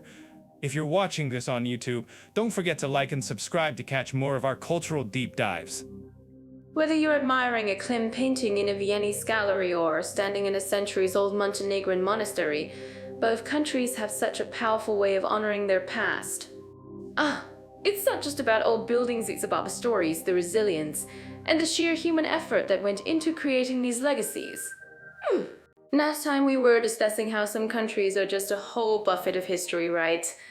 Well, speaking of breathtaking variety, let's just dive headfirst into the natural beauties and landscapes of Austria and Montenegro. Oh, Austria, my dear listeners, is like a perfectly composed symphony of mountains and lakes. Whoa, imagine towering Alps. So majestic they look photoshopped, with crystal clear lakes nestled between them. It's like nature decided to put on its fanciest ball gown and pose for a postcard every single day. Mira, you always make it sound like nature's auditioning for a modeling gig. Fancy ball gown, I can just picture a glacier winking at you. Anyway, Austria's certainly got its peaks, but sometimes all that perfection can feel a little bummed up, wouldn't you say? Almost like it's trying to hard? Wouldn't you say? Almost like it's trying to hard. Whoa. Now Montenegro, there's a country that ripped off its ball gown and went straight for rugged individualism. We're talking dramatic fjords, like the Bay of Kotor that practically swallows the sea. Character, Leo. Is that what we're calling wild and untamed now? But you're right. It's definitely a contrast. In Austria, you've got the serene South Central region, imagine, makes like house to sea. So clear you can see your reflection, your hopes, your dreams, even that weird thing you ate for breakfast this morning. Oh. And those charming Alpine villages. It's also idyllic. It really makes you want to spontaneously break into a yodel. Spontaneous yodeling, huh? Oops. I think my coffee just curdled a little at that thought. Look, those Austrian lakes are beautiful, no argument there. But sometimes I feel like I need a permit just to dip my toe into pristine too perfect. Now, Montenegro's got Escator Lake, the largest in southern Europe. It's sprawling wild, a haven for birds, and it's shared with Albania, which means it probably has more interesting stories and fewer rules. Well, it's less sparry treat and more Indiana Jones discovers a lost bird treat. Indiana Jones, really? You're always turning everything into an adventure, aren't you? But speaking of adventure, Austria isn't just about pretty pictures. It's home to the Hohe National Park with Gross Geelotna, its highest peak. You can hike, ski, mountain bike. Even just breathing that crisp, clean Alpine air is an adventure in itself. It's majestic, invigorating, and makes you feel like you're on top of the world. Wow, have you ever felt that, Leo? Like you're just floating? Floating? Yeah, usually after my third cup of coffee. Yeah, usually after my third cup of coffee. But for pure, unadulterated, I might not make it back adventure, Montenegro's Dumir Tor National Park in the Tara River Canyon or something else. Whoa. It's the deepest canyon in Europe. A truly epic place for rafting. Austria might have its well-maintained hiking trails, but Montenegro offers something that feels a bit more earned. Like you're wrestling with nature, not just politely admiring it from a viewing platform. Wrestling with nature, I'm picturing you in a headlock with a pine tree. Oh, it's true though. Both countries offer incredible outdoor experiences, just with different flavors. Austria's natural beauty feels like it's been painted by a master artist, all soft greens and brilliant whites. Well, while Montenegro, well, I'd say its landscape is more like a passionate, dramatic mural, all sharp edges and deep blues. It makes you want to gasp and cheer at the same in the comments, because I genuinely want to know what kind of art our listeners prefer. Murals and master artists, Mira, you're always so poetic. Yeah, I guess I just see it more as where would I rather brew my coffee. And honestly, waking up to the jagged peaks of the Adriatic Sea Alps or the sparkling Adriatic coast, Montenegro offers some seriously dramatic backdrops for a morning caffeine fix. Plus, those rocky coves, perfect for hiding from overly enthusiastic yodelers. Whoa, so if you're looking for natural beauty that punches you in the face with its sheer wildness, Montenegro might just win that roundness. Montenegro might just win matches you in the face. A gentle tap, Leo. That's your sarcastic way of saying pure, unadulterated beauty, isn't it? But I do agree. They both leave you speechless for entirely different reasons. From Austria's serene alpine meadows and ancient forests to Montenegro's rugged coastline and deep canyons, they each hold a unique natural treasure. And our awesome YouTube listeners, don't forget to like this video and subscribe to our channel if you're enjoying our little debate. Yeah, Mira's right, smash that like button. Unless you're a nature curmudgeon who hates beauty, then maybe just chuckle in agreement. But seriously, whether you're dreaming of skiing down Austrian slopes or rafting through Montenegrin gorges, both these places offer landscapes that remind you how small and sometimes how ridiculously funny we are in the grand scheme of things. It's all about what kind of natural law you're after. Let's talk about sports, activity, and adventure options in Austria and Montenegro. Ooh, when I think of Austria, my mind immediately goes to the Alps. I mean, it's like the entire country was custom built for winter sports. Wow. You can practically ski out of your hotel room, then somehow end up doing a downhill dance. I'm certain that our listeners who've strapped on skis there would agree with me. Downhill dance, Mira? That sounds less like skiing and more like a controlled tumble for most of us. But you're right. Austria is practically synonymous with hitting the slopes. It's almost a national obsession, isn't it? People there probably learned to ski before they learned to tie their shoes. I once saw someone carrying their skis on a crowded city bus. It was impressive, or maybe just incredibly inconvenient. Imagine the commitment. Well, you've got to have commitment when you're soaring down a mountain, right? Wow. Besides skiing and snowboarding, Austria is a paradise for hikers and mountaineers in the warmer months. Imagine breathing in that crisp mountain air on a trail that feels like it's from a postcard. And the lakes, like Wolfgang Seerhalstedt, are perfect for paddleboarding or just taking a dip. You can truly experience an active lifestyle there, especially for those who love the great outdoors. What do you think, Leo? Don't you want to join a mountain goat for a hike? A mountain goat and me, traversing a steep incline. I think I'll stick to a leisurely stroll around a coffee shop. My idea of an adventure is finding a perfectly brewed espresso in a new city. But I'll admit, the landscapes do look stunning. You could almost forget you're exerting yourself with views like that. For those who prefer gravity-defying stunts, I hear the Alps also offer canyoning and paragliding. Whoa. I'm actually curious about what our listeners think about this. Are you guys more into gentle hikes or flying off cliffs? Speaking of flying off cliffs, or maybe just bravely diving into water, let's look at Montenegro. Well, it might not have the same iconic ski culture as Austria, but it brings a whole different kind of thrill. The Bay of Kotor itself is an adventure playground for kayaking, diving, and sailing. It's like a hidden gem where the mountains meet the sea in the most dramatic way. I can picture myself paddling through those calm waters, maybe even spotting a curious dolphin. A dolphin might be impressed by your water ballet, Mira, or perhaps just confused. Aha! But you're right, Montenegro has a unique appeal. It's the wilder cousin in the adventure family. While Austria is all about pristine pistes and organized Alpine fun, Montenegro offers a more rugged experience. Think whitewater rafting down the Tara River Canyon, one of the deepest in Europe. Whoa.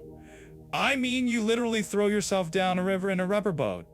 That takes a certain kind of person, a person probably not carrying a portable espresso. Oh, the Tara River Canyon. That sounds incredible. Imagine the rush, the excitement. I'd be shouting with joy all the way down. Wow. And let's not forget the hiking in places like Dumir National Park or the Pearl. There's a completely different kind of challenge, more rond and tamed. Plus, there's ziplining over the Tara Canyon if you really want to feel like a bird, or maybe a very fast-moving squirrel.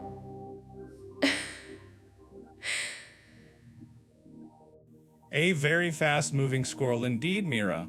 Whoa, or a less caffeinated one in my case. I hear Montenegro also has some skiing, though it's on a smaller scale than Austria. So you can still get your snow fix in places like Coastline, but perhaps without the designer ski gear.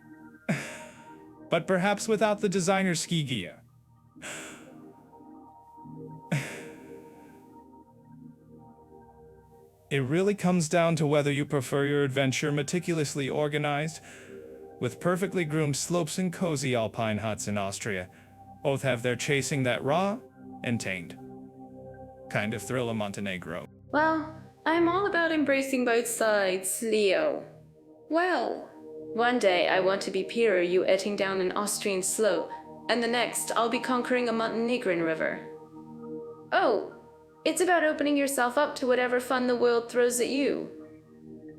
You know, if you're looking for more details on planning these kinds of trips, Jeddah has some amazing resources. They really help you figure out the best ways to explore these incredible places without getting tangled in travel woes. So, if you're planning your next act of escape, whether it's the methodical charm of Austria or the wild allure of Montenegro. When we talk about nightlife and entertainment venues, Austria versus Montenegro, it's like comparing a fancy waltz with a spontaneous beach dance party, isn't it? My mind immediately goes to Vienna's grand opera houses, where I'd probably trip over my own feet trying to look elegant. Oops. Mira, I can just picture you attempting a graceful pirouette only to end up doing the worm on a polished marble floor. But you've hit on something. Austria's certainly got that refined, pinky up while sipping champagne vibe. Think about the Vienna State Opera, or a classical concert. You're not exactly throwing your hands in the air like you just don't care, are you? Well, I might sneak in a little shimmy when nobody's looking. Oh. But seriously, the elegance in Austria is something else. You have those incredible classical music halls, the opulent theaters. It's truly an artistic feast for the senses. And the coffee house culture, where you can sit for hours with one melling and discuss philosophy at 2 a.m. I love that intellectual buzz. Don't you think it's just divine? This blend of history and late-night thought? Divine is a strong word, Mira. I'd call it highly caffeinated pondering with a side of strudel. I appreciate the quality, don't get me wrong. Vienna's just clubs, for instance, are top-notch. But let's be honest, people aren't exactly cutting loose there. It's more about appreciative nods and quiet murmurs. The closest they get to wild is maybe a slightly too loud clink of glasses at a Yuri GR, those traditional white taverns. You get some folk music there. No, not a rave at all. But I'd still find a way to make it a classy. Ooh, imagine me trying to teach the elderly folk some Bollywood moves.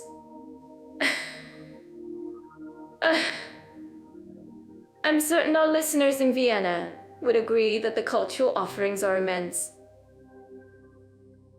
But speaking of different kinds of energy, let's pivot dramatically to Montenegro. Whoa, it's like someone cranked the volume dial to 11 undyed glitter. Ah, Montenegro. From quiet contemplation to full-blown Mediterranean madness. Especially in summer. Budva, for example, practically rebrands itself as the Montenegrin Miami during peak season. You've got places like Top Hill, an open-air club perched on a mountain, where you can literally see the sunrise from the dance floor. Wow! It's less about subtle artistic appreciation and more about seeing how many glow sticks you can fit on one person. Yes, that's my kind of energy. Oh, I would absolutely be covered in glow sticks, probably mistaken for a human disco ball. The beach clubs and places like Budva or along the coast. The summer festivals like Seed Ants, it's just pure unadulterated fun. You can party until the sun comes up, then dive straight into the Adriatic Sea to cool off. I'm actually curious about what our listeners think about this. Do you prefer a cultured night out, or an all-night dance marathon? I'd probably be observing the glow stick-adorned disco balls, wondering if they're biodegradable. Montenegro's coastal nightlife is definitely about volume and spectacle. Kotor's old town also has some surprisingly lively bars tucked into its ancient walls. It's a fascinating contrast, medieval architecture housing modern beats. But you won't find many symphony orchestras playing at midnight there. It's more about DJs and cocktails. And that's perfectly fine. Both have their charm, don't you think? Wow, it just depends on whether you're in the mood for an exquisite opera or a dance-off with strangers by the sea. I actually find the juxtaposition quite poetic. One evening you're admiring a ballet, the next you're learning a questionable dance move from a tourist named Sven. We want to make sure you guys are well informed, so check out more travel tips on Jet for both of these incredible countries. Sven, huh? I bet he's also covered in glow sticks. So, if you're looking for that sophisticated, classical European charm, Austria, particularly Vienna, offers an unparalleled experience. It's for those who appreciate grandeur and intellectual stimulation, maybe with a late-night coffee. But if your idea of a perfect night involves sunshine, electronic music, and minimal clothing, Montenegro's coastal towns are calling your name. Oops. Or both, why choose? You can start your evening with a beautiful classical concert in Vienna, then hop on a flight and be dancing in Budva by sunrise. Though I might need to swap my ball gown for something a little more beach appropriate. You'd probably wear the ball gown to the beach just to be ironic, Mira. I know you. I know you. Ha ha ha. But yes, both offer distinct flavors of nightlife and entertainment. It really boils down to what kind of after-hours experience you're seeking. Do you want to ponder life's deeper questions, or simply forget them for a few hours? I choose to forget them, then remember them with a new joke the next morning. Both. So whether you're looking for an elegant evening or a wild party, both Austria and Montenegro promise memorable nights. Just remember to tell us what you think in the comments below. And don't forget to like and subscribe to our channel on YouTube. Alright, so we're talking about family environments and children's activities, right? Oh, for me, that's just a fancy way of saying places where kids can be kids and adults can still pretend to be. I mean, my inner child is practically a co-host of this podcast. I'm certain that our listeners with little ones are nodding along right now. Mira, your inner child is probably a tiny stand-up comedian too, doing improv sketches with the Dust Bunnies. Wow. But seriously, when we look at family-friendly places, Austria really steps up to the plate. It's like the country was designed by a committee of very organized, very responsible parents. You've got your crisp mountain air, your ridiculously clean playgrounds, and museums that actually make history sound interesting, even to someone who'd rather watch paint dry. Oh, don't pretend you weren't secretly fascinated by the armor collection at the Hofburg Palace, Leo. I bet you were trying to figure out which helmet would best protect you from a rogue coffee spill. But you're right. Austria is fantastic. Think about Vienna's Prater amusement park. It's got everything from classic carousels to the giant Ferris wheel. Ah, and then there's the Zoom Children's Museum where kids can literally touch and explore everything. It's not just a look, don't touch kind of place.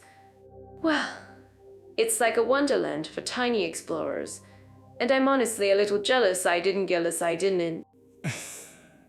I was actually wondering if they had an Alp corner for parents who've been dragged through exhibits. And speaking of Austrian outdoor adventures, those Alps aren't just for extreme sports enthusiasts.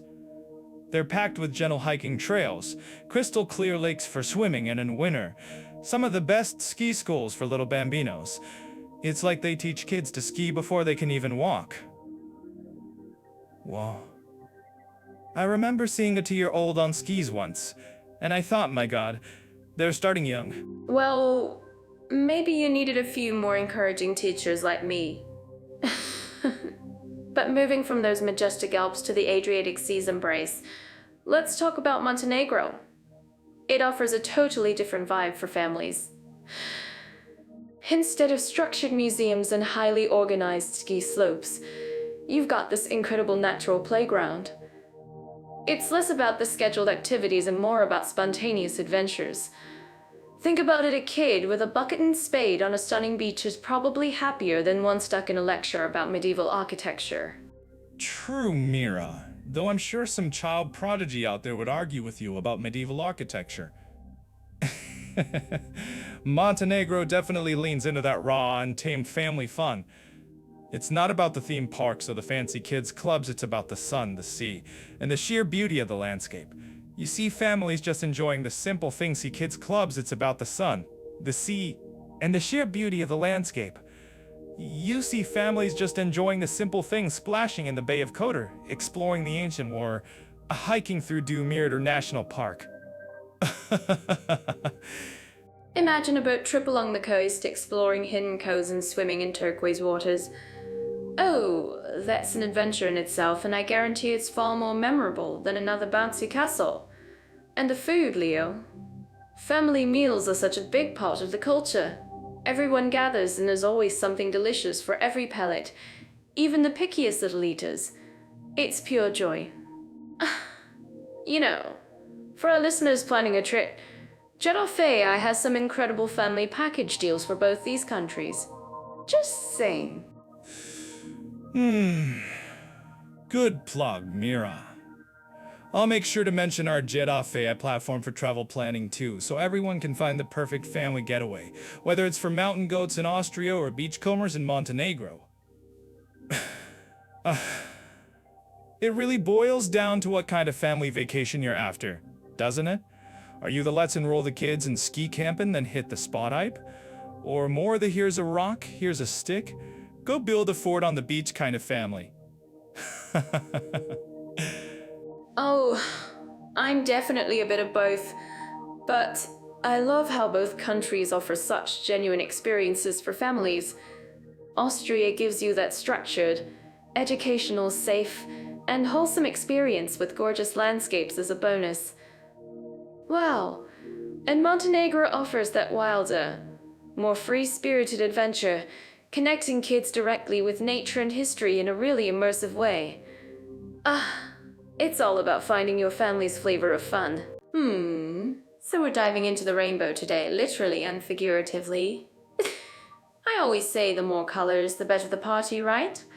I'm excited to see how our two countries stack up on this. Party is one way to put it, Mira. I'd say it's more about whether people can actually be themselves without getting stared at like they've just grown an extra head. Speaking of which, Austria's made some pretty decent strides, wouldn't you say? Especially in places like Vienna, where you see the rainbow parade, as they call it. Pride is just fabulous, say true spectacle of joy and acceptance. Ooh, It's like the city rolls out the red carpet, but it's rainbow colored. And remember, they legalized same-sex marriage in 2019. That's quite a leap forward for a country in the heart of Europe. It really shows a commitment to equality, don't you think? Sure, sure. They're trying to keep up with the cool kids, I suppose. You'll find a lot of folks in Vienna who'll happily tell you about their progressive laws and vibrant scene. But step outside the capital, and suddenly those rainbow carpets turn a bit gray. I'm certain that our listeners living in the more rural parts of Austria would agree with me. It's a different vibe out there. Not everyone's ready to join the parade, if you catch my drift. Well, you can't expect every little village to transform overnight, can you? Progress takes time, like trying to teach a cat to fetch. Oops. But even those small steps count. Speaking of steps, let's hop over to Montenegro. Now, that's a country with a different story, but still making its own journey. Montenegro's journey? More like a hike through some very traditional mountains, if you ask me. They did legalize civil partnerships for same-sex couples in 2020, which is something. But it's not quite the same as a full wedding, is it? It's like getting a fancy coffee without the foam. It's still coffee, but you know something's missing. But at least there's coffee. But at least there's coffee. Oh, it's still a significant step, especially for a region that holds onto traditional values quite tightly. Montenegro is trying to align with EU standards, and that often means embracing more inclusive policies. And hey, they have their own pride events in Pajaraka, even if they sometimes face challenges. It shows immense bravery and resilience from the community. Well, if you're watching this on YouTube, let us never attended one of these events, one of the here experiences. Bravery indeed. Or maybe just an extremely thick skin. I mean, you can pass all the anti-Ceramic laws you want, but if social acceptance isn't there, it's just paper. In some areas, expressing oneself openly can still be a bit of a tightrope walk. You don't want to fall into a vat of traditional disapproval, do you? Ouch. No, definitely not. But that's where the community aspect comes in. It's about finding those safe spaces and building a network of support, whether it's in a quiet cafe or an online forum. Even in places where it's tough, people find ways to connect and celebrate who they are. Ooh, it's really inspiring. So, I think that we can proper that. But you're right. Human spirit finds a way. So Austria's got the flashy, well-attended pride parades and legal recognition, especially in the urban centers. Montenegro is taking smaller, more hesitant steps, pushing against a backdrop of deep-seated traditions. It's like one is doing a full Broadway musical, and the other is performing an intimate, but no less meaningful indie show.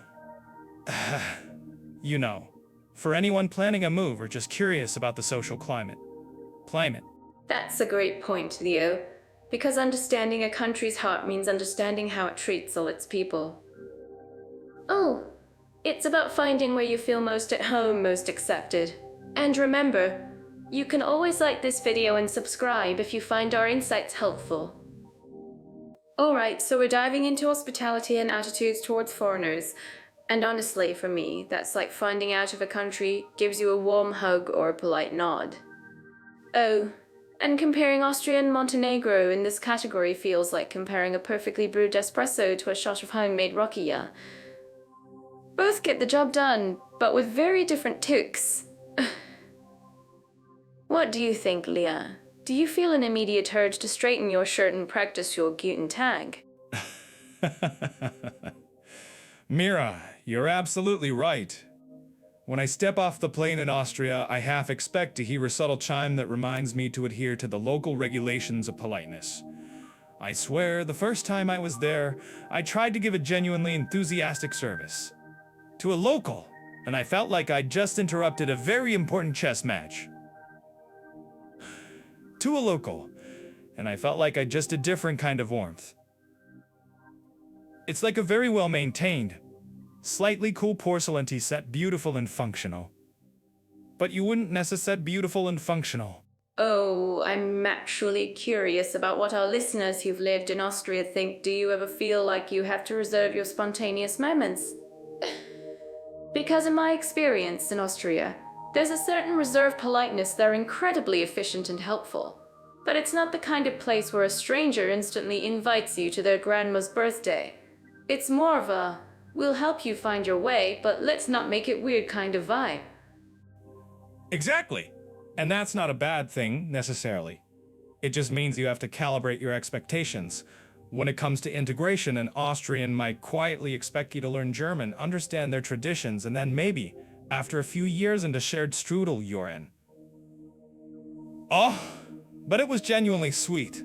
And then, maybe after a few years into shared strudel, you're in.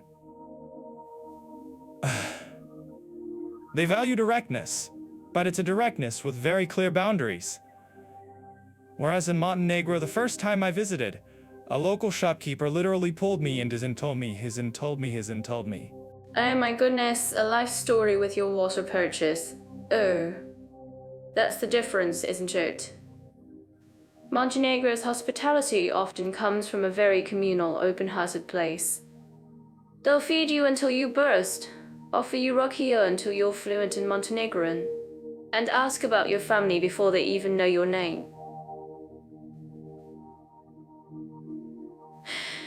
It's very immediate and generous, almost overwhelming in its intensity.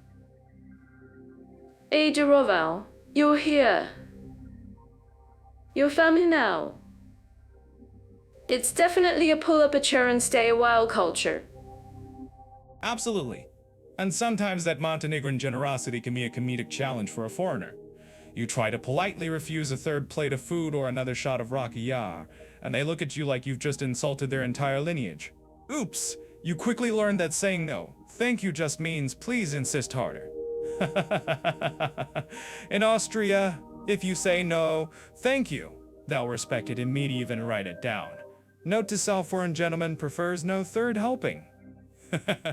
Each country has its own unique welcome language. In Austria, it's about respectful adherence to norms they appreciate, if you make an effort with their language and respect their orderly society. For foreigners, once you understand that, you'll find genuine, albeit reserved, friendliness. You just won't be high-fived in the street immediately. True. And I think both approaches offer different kinds of comfort. In Austria, you might appreciate the predictable, quiet respect, while in Montenegro, you're enveloped in boisterous, immediate warmth. Both can make you feel at home, just in wildly different ways. So, for our listeners, if you're thinking about visiting either of these incredible places, don't forget to like this video on YouTube. And let us know in the comments what's your favorite kind of hospitality. The orderly tea set or the bear hug? Alright, Leo, let's talk about something truly essential for our modern lives: internet infrastructure and digital facilities. For me, it's like a lifeline. Especially for content creators like us. I mean, imagine trying to upload a dance video from a mountaintop with dial-up speed. Ouch, that would be a comedy of errors.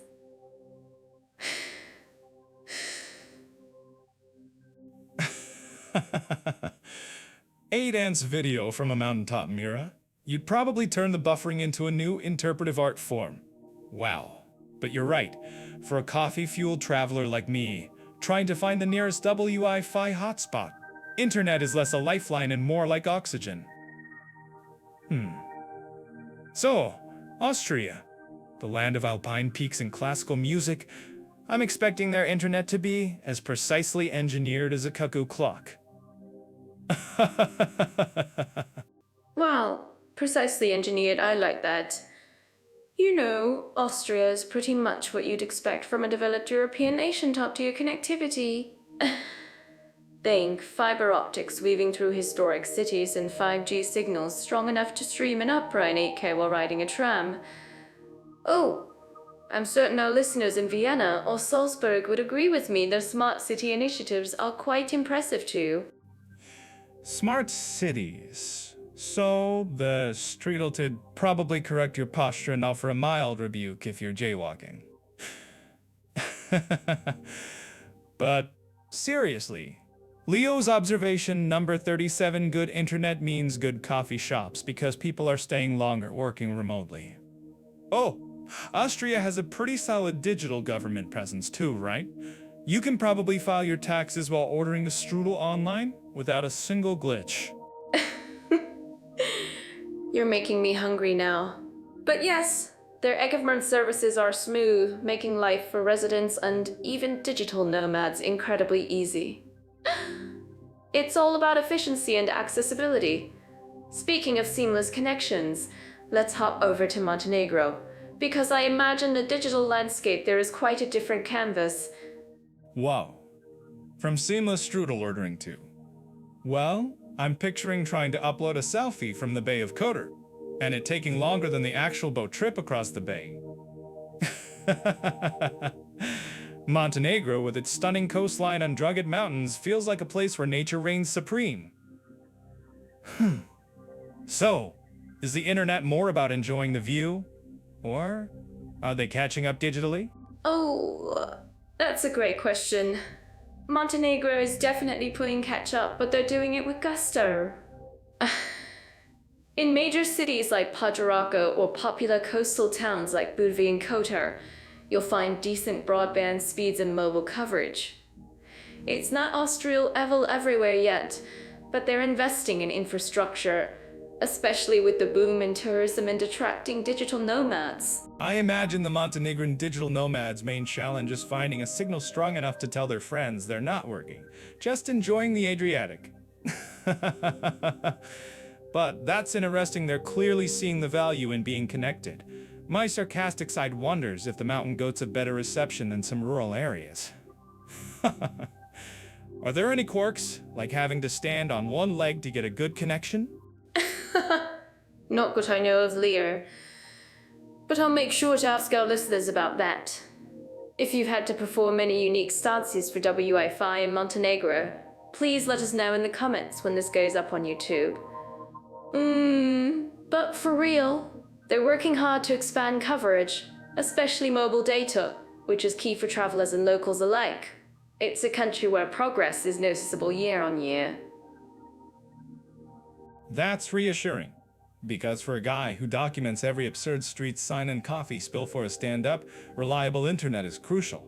Wow, I'd hate to miss sharing a perfectly sarcastic observation because the upload speed decided to go on a scenic hike without me.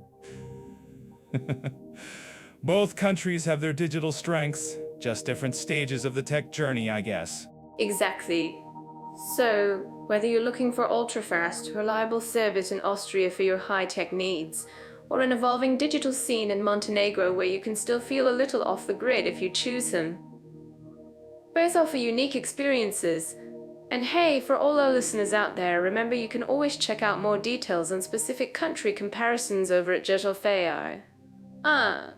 Yes, because you'll want to know if your preferred digital coffee mug can connect to the local Wi-Fi. It sounds like Austria offers that solid, dependable connection, while Montenegro is a bit more of an adventurous digital experience. Aha! Just like life, right? Sometimes you need the smooth, sometimes you need the unexpected. Alright, so after that wild ride through everything from political stability to spiritual journeys, I feel like we've covered enough ground to fill a dozen suitcases well. Which, speaking of suitcases, brings us beautifully to our next topic. Mira, I swear your transitions are like a ninja in a silk scarf, smooth, but you still see the blur, hehe. I just hope this segment doesn't leave our wallets feeling like they've gone through a shredder. Austria, Montenegro home. One screams symphony of luxury, the other whispers quaint seaside finds. Let's see if either offers a decent price-performance balance or if it's all just charming debt. Well, Austria first. Wow. When I think of Austria, I picture elegant boutiques, famous crystal houses, and those gorgeous confectioneries with Sakotort. It's less about bargain hunting and more about finding timeless pieces, isn't it? The quality is undeniable, so you're definitely getting what you pay for, even if that pay for is a significant chunk of your travel budget. I'm certain that our listeners who have explored Vienna's chaos would agree with me. The window shopping alone is an experience. Oh, absolutely. Austria's shopping is like a finely tuned orchestra. Everything's in its right place. Exquisitely made. And you know it'll cost you a ticket. Your traditional dern less if you're feeling adventurous, and enough Mozart-Kugel to make you question your life choices about chocolate.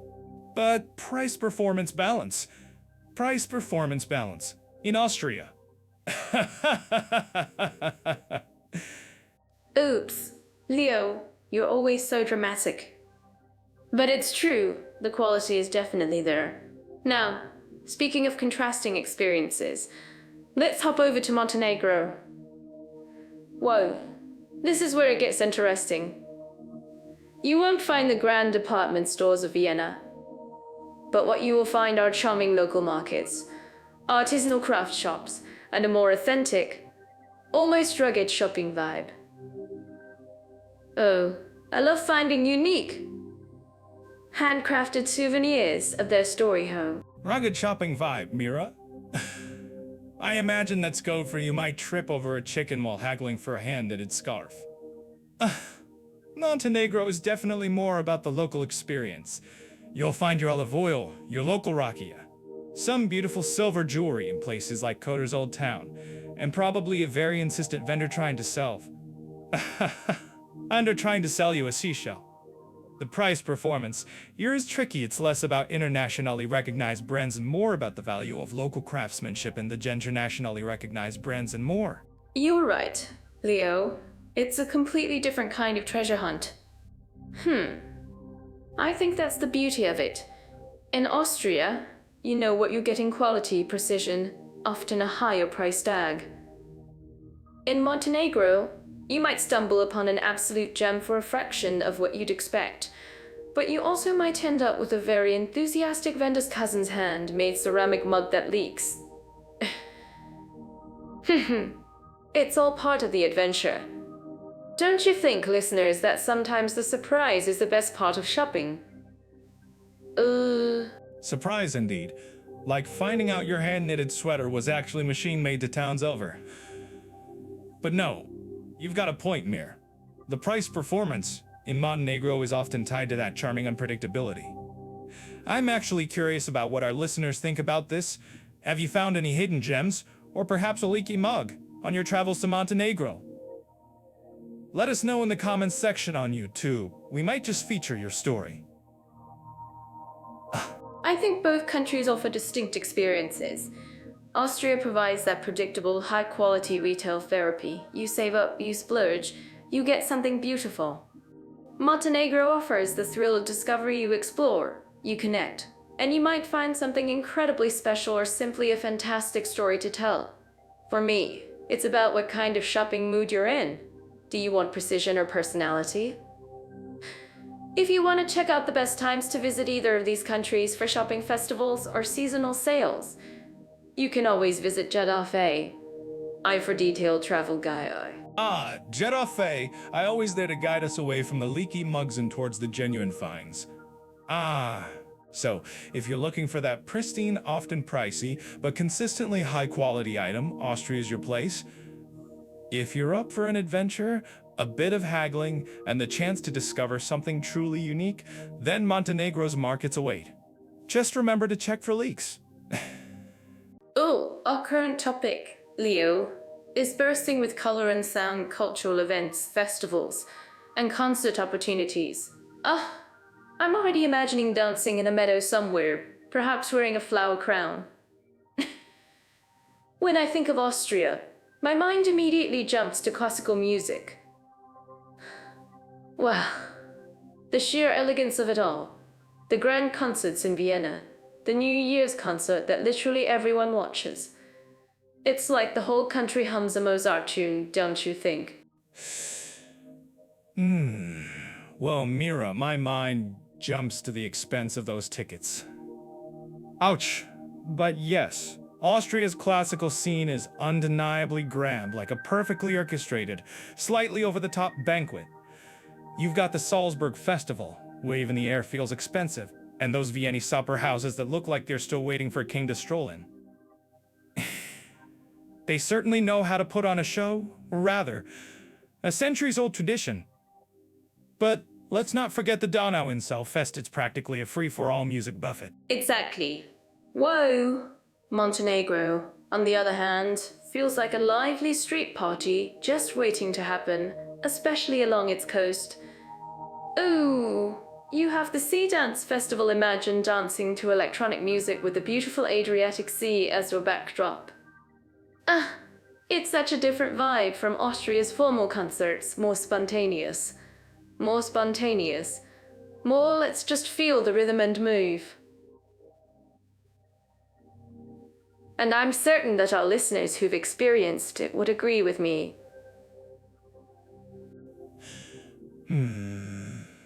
Spontaneous is one way to put it, Mira. Another is slightly chaotic but charming. Well, Austria is busy tuning its violins. Montenegro is probably already drumming on whatever's handy. You've got Kotor, which combines theater and music in that stunning old town UNESCO site, mind you. Well, it's like they said, let's put on a show in our ancient city and hope the stone walls don't complain. And then there's the Mimosa Festival in Herceg-Novi. You're being ridiculous, Leo. But you're right. The contrast is delightful. Austria's UNESCO sites, like the historic center of Vienna, don't just host festivals, they are the backdrop, demanding a certain decorum. Whereas in Montenegro, say Kotor, the festivals just embrace the history and spill out onto the streets, making everyone part of the show. It's like the old stones themselves are tapping your feet. Oh, I've noticed, Mira. They don't just have cultural events, they have cultural spectacles that make you wonder, is this a festival or a flash mob of history? Austria has its traditional folk festivals in the Alps, where people wear lederhosen and do their Schuhplatt-LER dancing. Oh, it's like a synchronized slapping contest, but with joy. For more details on these wonderfully unique cultural trends, I highly recommend checking out Jet Off AI. They really dig into the specifics that we might gloss over here. You know, those traditional dances sound like a delightful full-body workout. I'd probably trip over my own feet, but I'd be laughing the whole time. Oh, Montenegro, too, has its local festivities and traditional folk music, often featuring the gusla, which is a single-string instrument used for epic poetry. Wow! It's such a powerful tradition, you can almost hear the stories woven into the music. Gusla music sounds like the perfect accompaniment for a contemplative coffee, doesn't it? While Austria has its Christmas markets, turning picturesque squares into gingerbread-scented fairylands, you can't escape the carols, even if you try. It's either an earworm or holiday cheer, depending on your tolerance for repeated jingles. But honestly, both countries truly leverage to unite people, from grand opera to a single-string instrument. It really is. From the grandest opera to the simplest folk dance, these events bring communities together, making people feel connected to their history and to each other. Oh, whether you're swaying to a classical waltz in Vienna or dancing barefoot on a Montenegrin beach, it's about shared joy. And if you guys have a favorite festival from either of these places, don't forget to tell us in the comments on YouTube. We love hearing your stories. Yes, because your stories are probably much funnier than ours. But truly, both Austria and Montenegro offer rich cultural calendars. From Austria's refined concert halls to Montenegro's vibrant coastal parties, they both ensure there's always something to celebrate. You just have to decide if you prefer your music with an orchestra or with a DJ. And while you're there, if you like what we're doing here, hit that like button and subscribe to our channel on YouTube. You'll never miss a beat. Wow. And these insights, Leo, about how distinct cultural trends doctor different festive atmospheres, honestly, they could have been possible without Jet Off, but by referring to cultural trends there. They have so many detailed breakdowns on how culture influences everything, it's wild. Oh, they do. And those details are what turn a casual observation into a full-blown, slightly sarcastic analysis. So, if you're trying to pick your next festival destination, remember to look beyond the brochures. Sometimes the best party is the one you stumble into. All right, Leo. Speaking of all those gorgeous landscapes, I'm thinking about language. Which language would be easier to flirt in? We're diving into the opportunities and D's of learning the local language in Austria versus Montenegro. Where do we even begin? Wow. Well, Mira, I'm pretty sure your flirting technique transcends language barriers, so you'd probably be fine anywhere. But let's get serious-ish about this. Austria, you got German. And not just any German, but Austrian German, It's like regular German, but with extra umlauts and maybe a slight yodel in the pronunciation. Oops. Hey, yodel! I love it. Ooh, that sounds like a challenge for my vocal cords. But seriously, when we think of Austria, we think of Vienna, beautiful cities, and lots of history. I imagine there are tons of formal language schools there, right? Like proper institutions with textbooks and exams. Absolutely. If you want to learn German in Austria, you're spoiled for choice. From university-affiliated programs to private institutes, they've got enough options to make your head spin. It's very structured, very academic. You can probably sign up for a class that starts with Guten Tag and ends with why is the dative case so complicated. They probably even have classes on how to properly say "Gier you got" without sounding like a tourist. Wow, Gia you got is such a charming greeting. Oh, I'm certain that our listeners in Austria are nodding their heads right now. And it's not just about schools, is it? It's about immersion. Being surrounded by the language, ordering that Viennese coffee. You just soak it all in, even if it's a bit intimidating at first. Yeah, you soak it in, or you just stand there looking confused until someone switches to English, which, let's be honest, often happens in larger cities like Vienna. So, the ease part can be tricky. German grammar is famously a beast. You think you've got it, then you find out about another set of rules for verbs that look exactly the same but aren't. Ouch. It's like the language decided to play a prank on newcomers. Oh, Leo, you always see the humor in everything, even grammatical torture. Oh, but you're right. German can be quite the linguistic puzzle. Now, let's hop over to Montenegro's side of the coin. We're talking Montenegrin, which is part of the Serbo-Croatian family. How does that compare in terms of learning opportunities? Montenegro. Beautiful country, less, let's say, formalized language learning infrastructure compared to Austria. You're not going to find a Goethe Institute on every corner. It's more about diving headfirst into the local scene. You learn by buying bread, asking for directions to the beach, and probably figuring out what that overly enthusiastic fisherman is yelling about. Oh, that sounds like my kind of adventure. Learning on the fly, making mistakes, and laughing at yourself. It's so much more organic, don't you think? Like a real cultural immersion. I bet our listeners who've traveled there can share some hilarious stories about trying to communicate.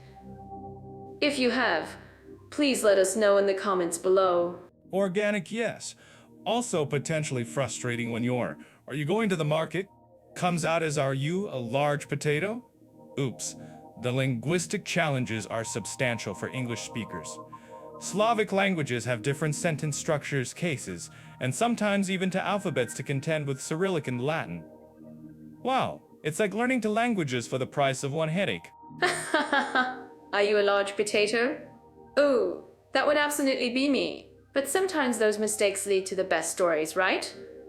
And for those living long-term, mastering the local language is definitely a game changer. Absolutely. In Montenegro, especially outside the main tourist hubs, English proficiency isn't as widespread as in Austria's big cities. So if you want to integrate, really get to know the locals in their daily life, you're going to have to grapple with Montenegrin. It's not optional, it's essential. It's less of a nice to have and more of a you better start practicing Zidi Ravo situation. Oh, si Durovo. I'll remember that. So, it sounds like Austria offers a clear path with established schools for German. But Montenegro throws you into the deep end, which can be thrilling, but perhaps a bit more challenging for some. It really depends on your learning style, doesn't it?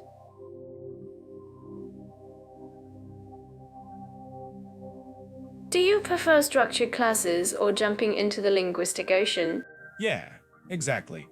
It's a choice between a neatly laid out buffet of language education in Austria or a wild, delicious street food market of linguistic survival in Montenegro. Both have their merits. And speaking of merits, for more insights and resources on both countries, make sure to check out Jet Off AI. They've got some great details there. Oh, and while you're there, don't forget to hit that like button on our YouTube video and subscribe so you don't miss our next adventure. Wow, we'll probably be comparing how many cups of coffee we need to survive each country's bureaucracy next. Let's talk about something incredibly important for so many of our listeners: safety and comfort for women travelers. As a woman who absolutely loves exploring, I know this topic is always at the top of my mind. Austria, for instance, often comes up as a dream destination, and I've heard some amazing things about it. Oh, yes, Austria. The land of Mozart, Schnitzel, and apparently, women who can waltz through the streets without a care in the world. I always picture it like a well-oiled clockwork society, where even the pickpockets probably have a scheduled coffee break. But seriously, Mira, what have your sharp eyes observed about Austria? Is it really that idyllic for solo female adventurers? Well, Leo, you're not far off. Austria, particularly in cities like Vienna and Salzburg, has a reputation for being incredibly safe and orderly. Women often report feeling comfortable walking alone at night, and public transport is reliable and extensive, making it easy to get around without worry. It's like the country itself is one big, polite chaperone. I'm certain that our listeners living in Austria would agree with me. A polite chaperone. I like that. So, no dramatic midnight chases through cobblestone streets? Whoa, that's a shame. I was hoping for some material there.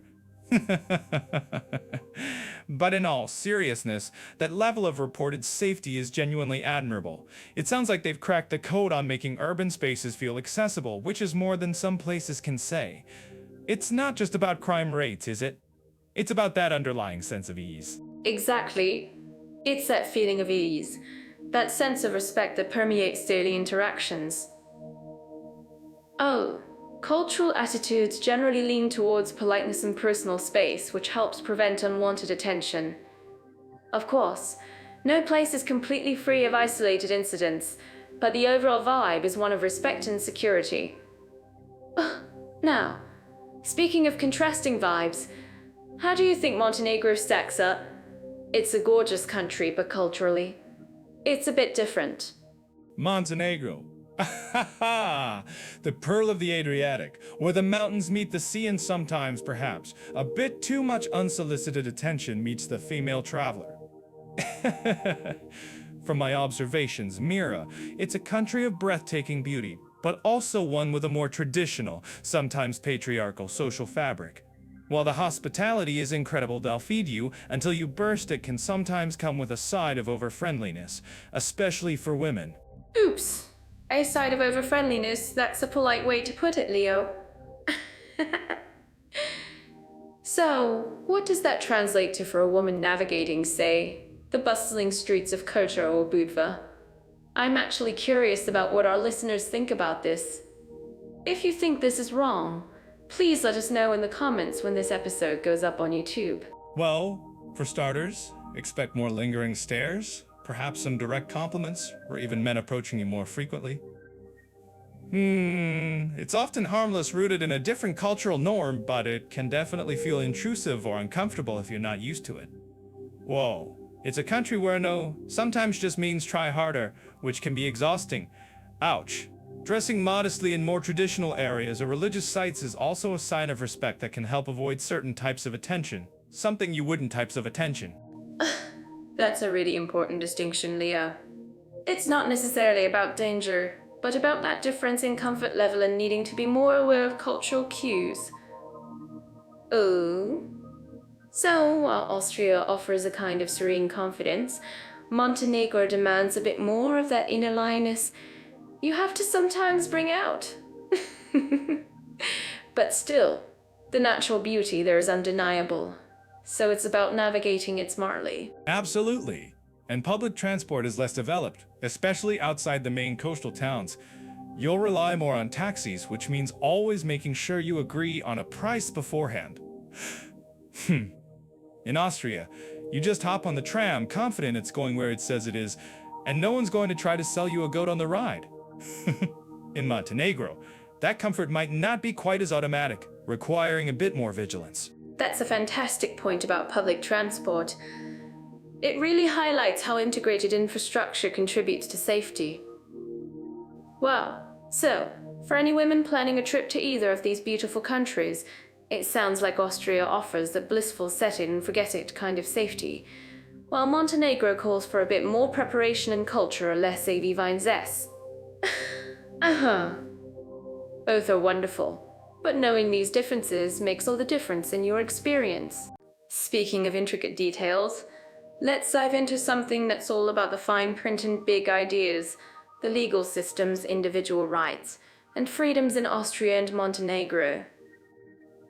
Wow, Austria, for example, is like a perfectly tuned orchestra when it comes to its legal framework, civil law tradition, federal republic, and a constitution that feels like it was etched with precision. Ooh! Perfectly tuned orchestra, Mira. More like a perfectly tuned bureaucracy, if you ask me.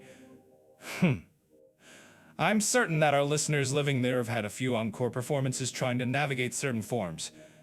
It's all very structured and logical, which is great, until you're trying to figure out why you need 3 different stamps for a single document. Well, that structure is what gives them such robust individual rights.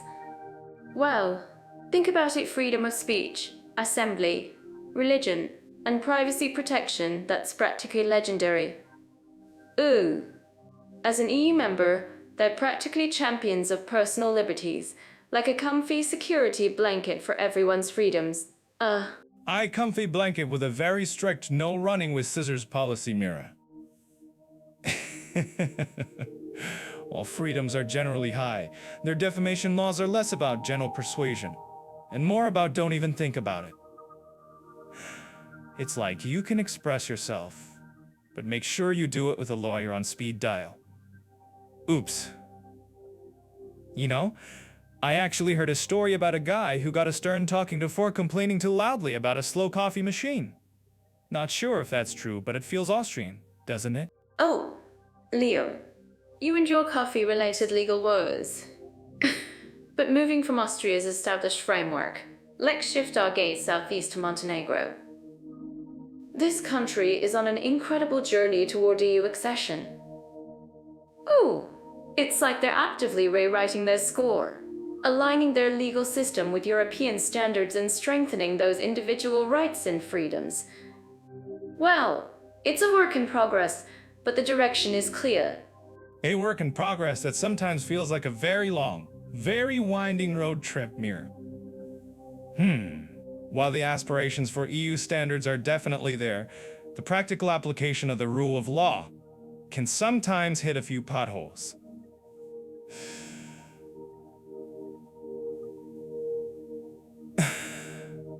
We're talking about challenges with judicial independence, corruption, and sometimes inconsistent protection for minority rights. It's like they're building a beautiful new house. But some of the old foundations are still, shall we say, bit wobbly. But that's exactly why their progress is so inspiring. Oh, despite these challenges, there's a strong civil society, and many people are pushing for greater transparency and accountability. It's not just about laws on paper, it's about the everyday fight for a fairer society. I'm actually curious about what our listeners who've experienced Montenegro's legal landscape firsthand think about this. Is it more about the aspiration, or the current reality? The current reality often involves more paperwork than a bad dream mirror. Especially for things like property ownership or business dealings. They can feel like you need an ancient map and a very patient translator to navigate. While constitutional protections exist, let's just say the gap between what should be and what is can sometimes be wide enough for a small fishing boat to sail through. I remember reading about a case where a very important document went missing because someone forgot. Well, regardless of the bureaucratic hurdles, the spirit of individual freedoms is something both countries value, even if they express it differently. Wow. From Austria's meticulous data protection laws, safeguarding every digital detail, to Montenegro's efforts to ensure fair elections and improve media freedom, it's about people having a voice. Oh? And that's something worth celebrating, isn't it? Celebrating, perhaps, with a very strong coffee and a good laugh at the absurdity of it all. Because even in the most democratic systems, there's always a bit of human error, a touch of the ridiculous, that makes the whole legal system thing a goldmine for stand-up material. Don't forget to check out Jet Off for all your travel needs, because even bureaucracy can't stop a good adventure.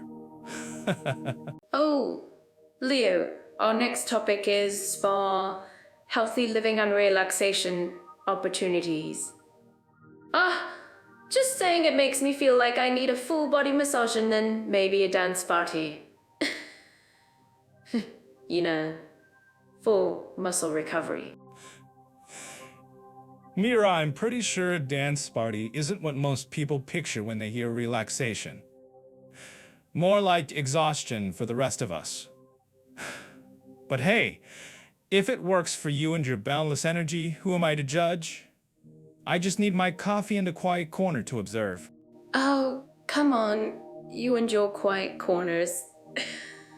Speaking of relaxing, Austria immediately pops into my head. I'm thinking crisp Alpine air, thermal baths that feel like a warm hug, and mountains so majestic they make you forget your to-do list. I imagine just breathing there would be a full body cleanse. You're right, Austria certainly has its charm. But I bet their wellness centers have schedules so precise, you need a pre-appointment just to book your relaxation session. Sir, your calm meditation slot is from the 17th. PM to the 43. PM, don't be late. It's all very organized, I'm sure. You always find a way to tease their efficiency. But seriously, imagine those beautiful Austrian balnearios, those traditional spa towns where everything is geared towards genuine well-being. Wow, I'm certain that our listeners looking for structured, high-quality wellness would absolutely adore Austria. Indeed, Mira. For those who enjoy their pampering with a side of meticulous planning and perhaps a stern-looking attendant making sure you're properly hydrated, Austria is gold. It's the kind of place where even the steam room has a timetable. Now, on the flip side of that Alpine precision, we have Montenegro. Oh, Montenegro. Whoa, now we're talking about wild beauty, rugged mountains meeting the Adriatic, and a kind of relaxation that's more about embracing nature's raw energy. Think less scheduled spot treatment, and more spontaneous mountain hike followed by a swim in crystal clear waters. Yes, Montenegro. The land where the spa might just be a natural spring you stumble upon, and healthy living means not tripping on a mountain goat. It's less about the 5-star facilities and more about just existing in a stunning, untamed landscape. I can almost hear the crickets relaxing. You're making it sound like a wilderness survival course, but that's part of its charm, isn't it? Wow. Montenegro offers a different kind of rejuvenation. It's about disconnecting, breathing in that fresh sea air, and letting the sheer beauty of places like the Bay of Kotor wash over you. I get it. Less cucumber slices over your eyes, more salt spray in your face. It's a contrast for sure. Austria's Alpine retreats and thermal baths offer a polished, often medically oriented approach to wellness. Montenegro's coastline and national parks offer a more active, adventurous kind of recharge. Both effective, just depends on if you prefer your relaxation served on a silver platter or a rugged hiking trail. Exactly. If you're into that serene, elegant, almost royal kind of unwinding, Austria's your jam. But if you crave a more natural, wild, and adventurous type of relaxation where you truly connect with the elements, Montenegro is calling your name. Oh, I'm actually curious about what our listeners think about this. Which one sounds more like their kind of chill? Let us know in the comments on YouTube. Good point, Mira. I'm sure some of our jet-off AI users have already plotted their perfect wellness escape to one of these spots. They probably even factored in the exact number of serene sighs per minute for Austria versus invigorating gasps per minute for Montenegro. That's the level of detail we're talking about. Oh, Leo, you're impossible. But you're right. It's about what truly recharges you. Whether it's the quiet elegance of an Austrian thermal spa or the exhilarating freedom of Montenegro's wild coast. Both promise to leave you feeling refreshed. Leo, let's dive into something a little more. Shall we say, soul-searching today, opportunities for religious and spiritual needs. I'm imagining serene landscapes and ancient chants. Oh. Soul-searching, Mira. My soul-searching usually involves finding where I left my coffee mug this morning. But yes, for those who seek it, this is a big one.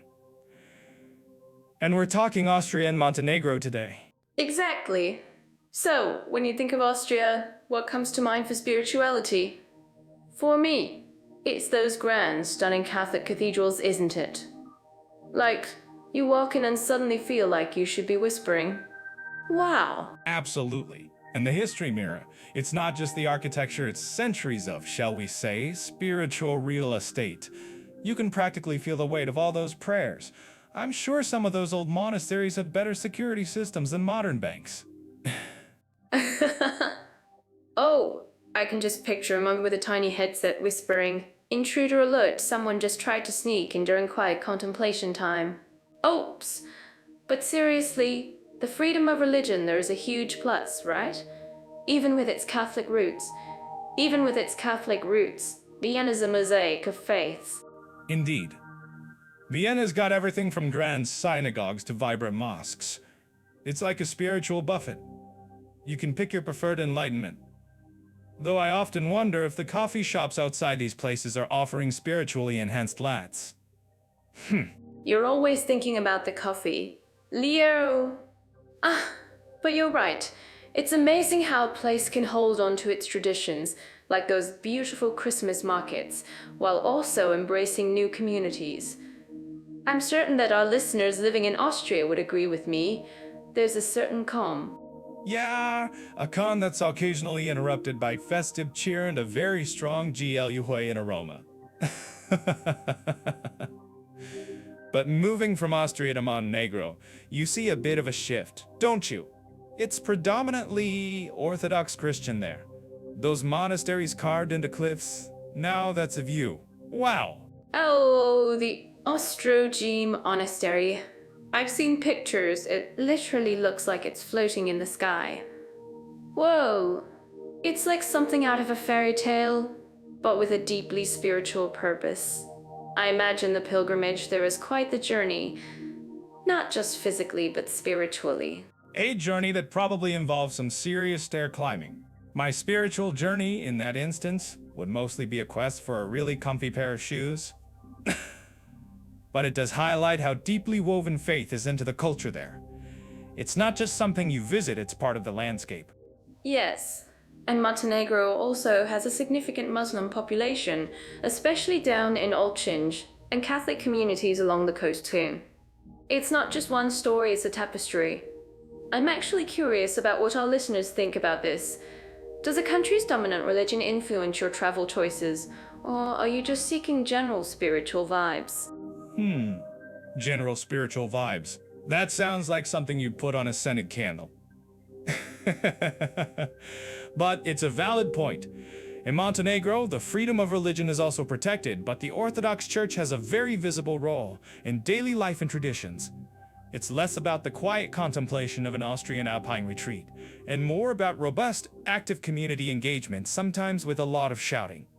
Just kidding. I can just picture you, Leo, trying to blend in at a Montenegrin church service, accidentally spilling your coffee during a solemn moment. Oops. But for those seeking really ancient, almost raw spiritual experiences, those Montenegrin monasteries must be incredible. Indeed. And for someone who usually finds inspiration in a well-timed punchline, even I can appreciate the sheer tenacity of building a monastery into a sheer rock face. That takes a different kind of faith, or maybe just a really good construction crew back in the day. I think it's both. And it really shows how diverse religious and spiritual needs can be. One person might find peace in a quiet Austrian forest retreat, and another might find it in the bustling pilgrimage to Austro-G. It's all about what resonates. Well, what resonates when your phone's signal finally cuts out and you're forced to look at the actual landscape? Both countries, despite their different dominant faiths, offer places where you can connect, reflect, or simply admire human devotion.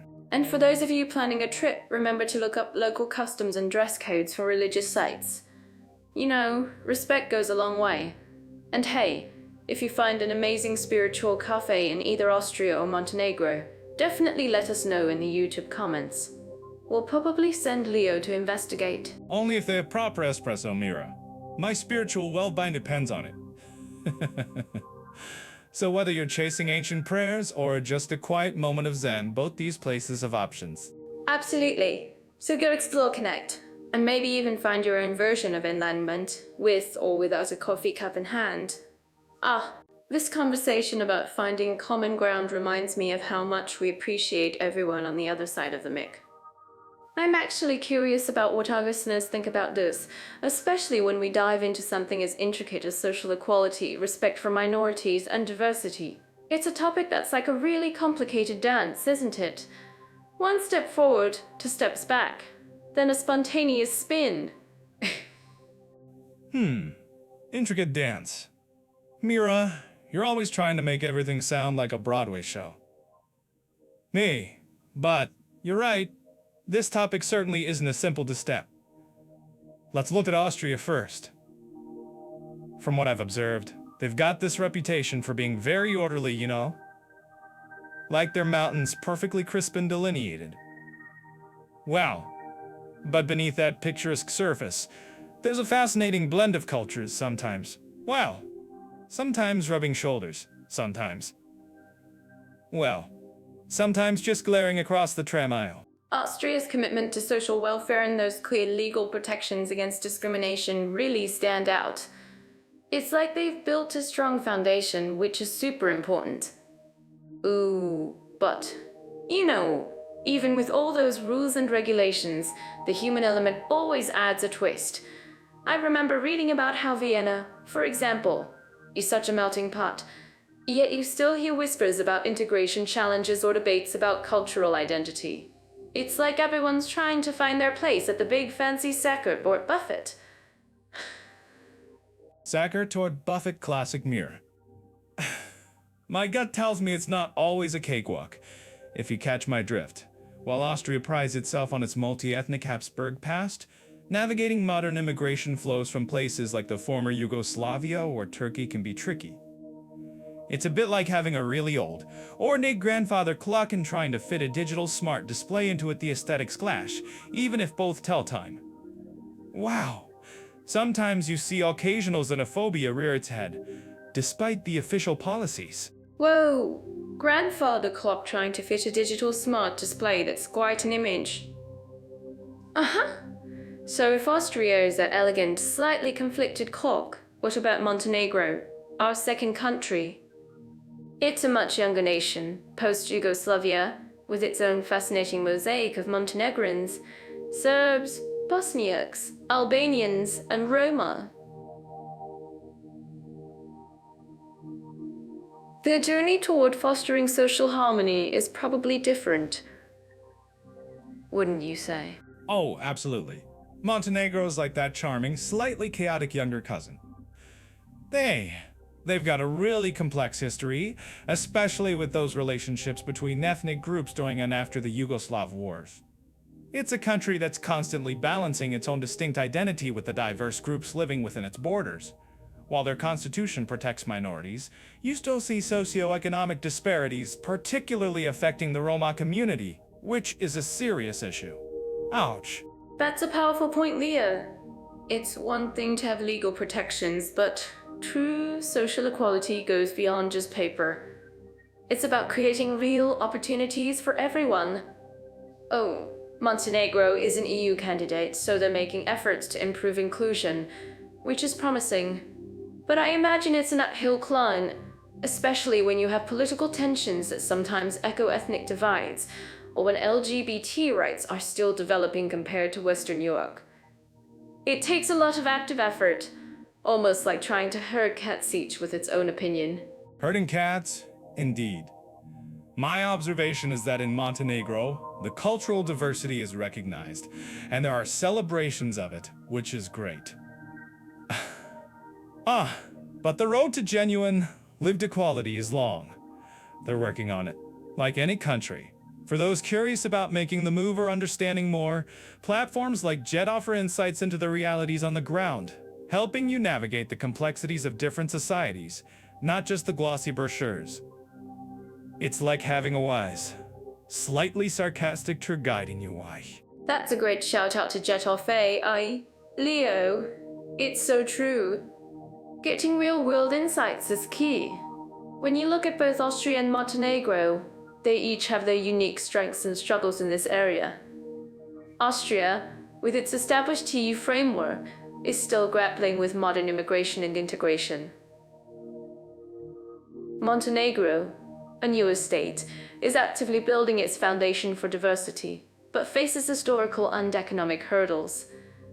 It's like they're both on a journey, just on different paths, wouldn't you say? Paths with unexpected detours often. In Austria, while minorities like Croats, Slovenes, and Hungarians have long-standing recognition, the newer immigrant communities often face more significant integration challenges. It's a cultural tightrope walk, and sometimes the rope feels a bit frayed. Wow. In Montenegro, those grassroots efforts to improve minority inclusion are crucial. But real change takes time and sustained effort, not just good intentions. What do you think, listeners? Does diversity always think? I choose to believe true harmony is absolutely possible. Even if it takes a lot of laughter and understanding along the way. Both countries are showing us that social equality and diversity aren't just buzzwords, they're dynamic, living processes. From inclusive policies to cultural celebrations, everyone's trying to make their mark. Oh, whether you're interested in the nuances of Austria's long-established communities or Montenegro's evolving multicultural fabric, it's a conversation worth having, and we'll definitely keep exploring these topics on Jet Aye. As long as it provides fresh material for my stand-up, I'm all for it. It's clear that both Austria and Montenegro, despite their differences in size and history, are actively engaged in shaping their social landscapes. No country has it perfectly figured out. It's an ongoing journey of learning and adapting. And if you think we've got something wrong, please let us know in the comments section on YouTube. We're always keen to hear your perspectives. Oh, alright. Leo, Let's dive into something that always makes me feel like I need a personal accountant and maybe a strong cup of coffee: taxation, retirement, and social rights for long-term immigrants. I mean, who doesn't love a good chat about tax brackets, right? We're talking about Austria and Montenegro today. Austria, with its reputation for being, well, rather organized, probably has a tax system that's like a perfectly choreographed ballet. Wouldn't you say? Mira, choreographed ballet is one way to put it. I'd say Austria's tax system is more like a highly efficient, very polite, but ultimately inescapable vacuum cleaner for your euros.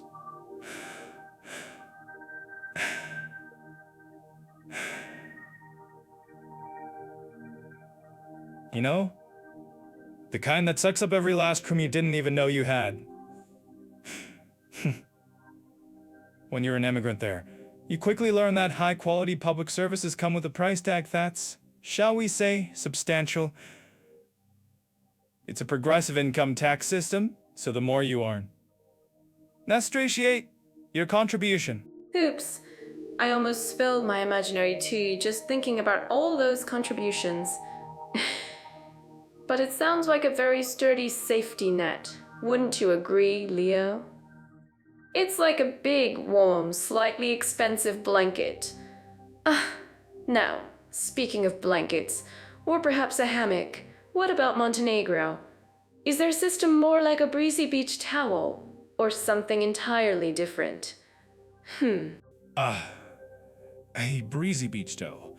Mirror, you always find the most colorful metaphors. A breezy beach towel operates on a much different wavelength. A breezy beach towel, it's got a flat income tax rate, which is a dream come true for some folks who've been trying to escape Austria's vacuum cleaner. Vacuum rates, say you are generally lower, making it seem quite attractive on paper for high earners, or those looking it seem quite attractive on paper for high earners. Oh, if Julie up what he used to say, if it's sound toach step poach low, coat stay. It's a great point, Leo. It's like choosing between a really cool sports car now or a super reliable family van for the future. Now, regarding retirement for long-term immigrants, Austria has a fairly well-established pension system, right? It's all tied into those social security contributions you mentioned. You pay in and hopefully you get a cozy retirement. It's quite structured. You need to contribute for a certain number of years to be eligible. I'm certain that our listeners living in Austria would agree with me that it gives a sense of long-term security. Cozy retirement, Mira, said the person who thinks retire means more time for spontaneous dance parties. Austria's pension system is definitely one of those plan-ahead deals. It's built on a pay-as-you-go system, meaning current contributions fund current retirees. For immigrants, integration into this system is definite once you're officially employed in years. But if you haven't been contributing for the required years, you might find yourself with a few less euros for those retired years. Whoa, work till you drop sounds like something out of a bad dream. Ouch. Montenegro is certainly working to develop its social security system, including pensions. It's still a relatively young country in terms of its full independence, so some systems are, let's say, still finding their rhythm compared to a long-established nation like Austria. Long-term immigrants will contribute to the pension there, that the benefits might not be as extensive or immediate as what you'd find in an EU country. It's an evolving landscape.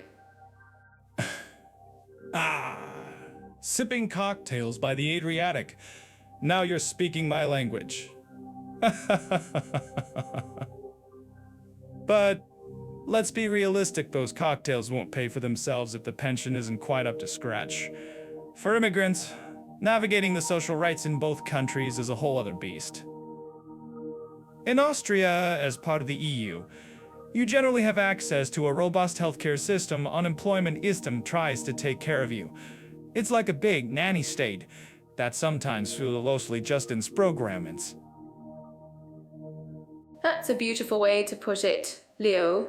A nanny state. That cares. Ah? And speaking of caring, or maybe self-care, what about the social rights for immigrants in Montenegro? Is it more of a do-it-yourself kind of setup? Or are there growing social safety nets? Well, Mira, in Montenegro, it's not quite do-it-yourself, as in building your own hospital, but the social safety net is definitely more selective. Ouch. Well, while the country provides public health care for long-term immigrants, it's often supplemented with private health insurance, especially if you want quicker access or specific services. Unemployment benefits assist us. Unemployment benefits exist, but they might need to bring a benefits as big services. Unemployment benefits to focus is more on in private provision. It's a higher on in private provision. Absolutely. Jet is a fantastic resource for these big decisions. Wow. So, to sum it up for our listeners, Austria offers a well-oiled, highly contributory system with comprehensive social security and pension plans, giving long-term immigrants a strong sense of security, albeit with higher taxes. Montenegro offers lower, simpler taxes, which is great for some, but perhaps a less extensive social safety net, meaning you might need to plan more for your own retirement and health. It's like choosing between a fortress and a charming villa with a great view. Welcome back, you magnificent humans. Our journey comparing Austria and Montenegro is nearing its grand finale. And what a ride it's been.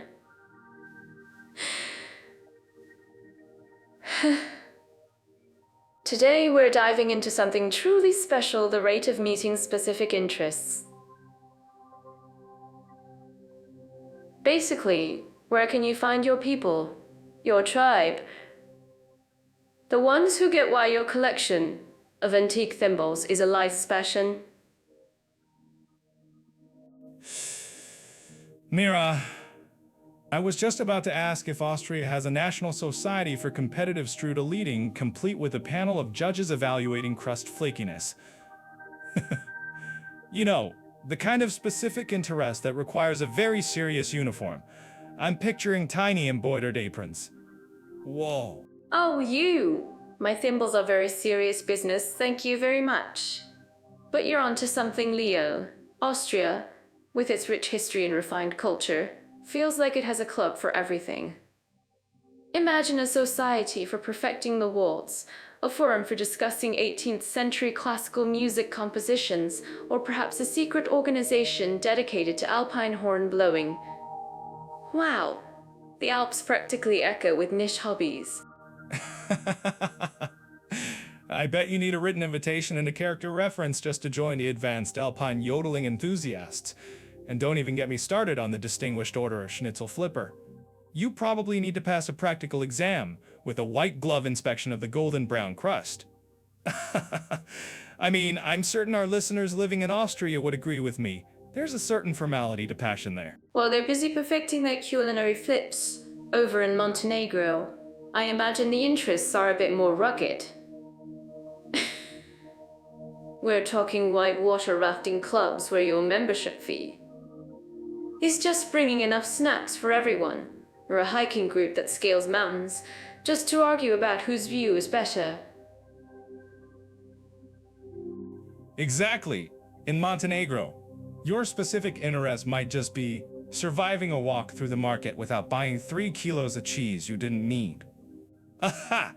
Or perhaps it's a competitive olive-picking league where the real prize is bragging rights over whose hands are the most stained. I mean, they probably have a club for competitive stone skipping across the Bay of Kotor. Imagine the intensity. Wow. Well, I'm actually curious about what our listeners think about this. If you're into extreme mining or competitive napping, do you think Austria or Montenegro would be more welcoming? Tell us in the comments section below after you've watched this on YouTube. And hey, while you're there, maybe hit that like button if you're enjoying our little comparison. Ooh. Yeah, because if you don't like it, Mira might try to start a motivational dancing club in your living room, and trust me, you don't want that. But seriously, speaking of niche passions, Austria likely excels in formalized arts, music, and winter sports. You'll find well-established groups, annual festivals, and specific schools. It's the kind of place where you can find a dedicated historical reenactment society for Habsburg emperors. Whoa! And Montenegro, with its breathtaking landscapes, probably has thriving communities around outdoor activities like kayaking, rock climbing, or even unique cultural preservation groups for ancient traditions. I imagine you'd find a really passionate local community focused on preserving the old fishing songs or traditional boat building. So, it really comes down to whether your specific interest involves a perfectly pressed uniform and a subscription, or a pair of hiking boots and a willingness to share your last bottle of water.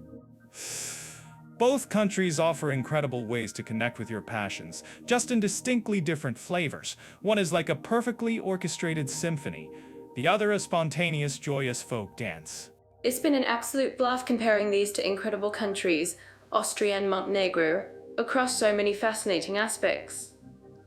Wow, this episode truly marks our farewell for now. After sharing all this info, we're signing off until our next comparison podcast.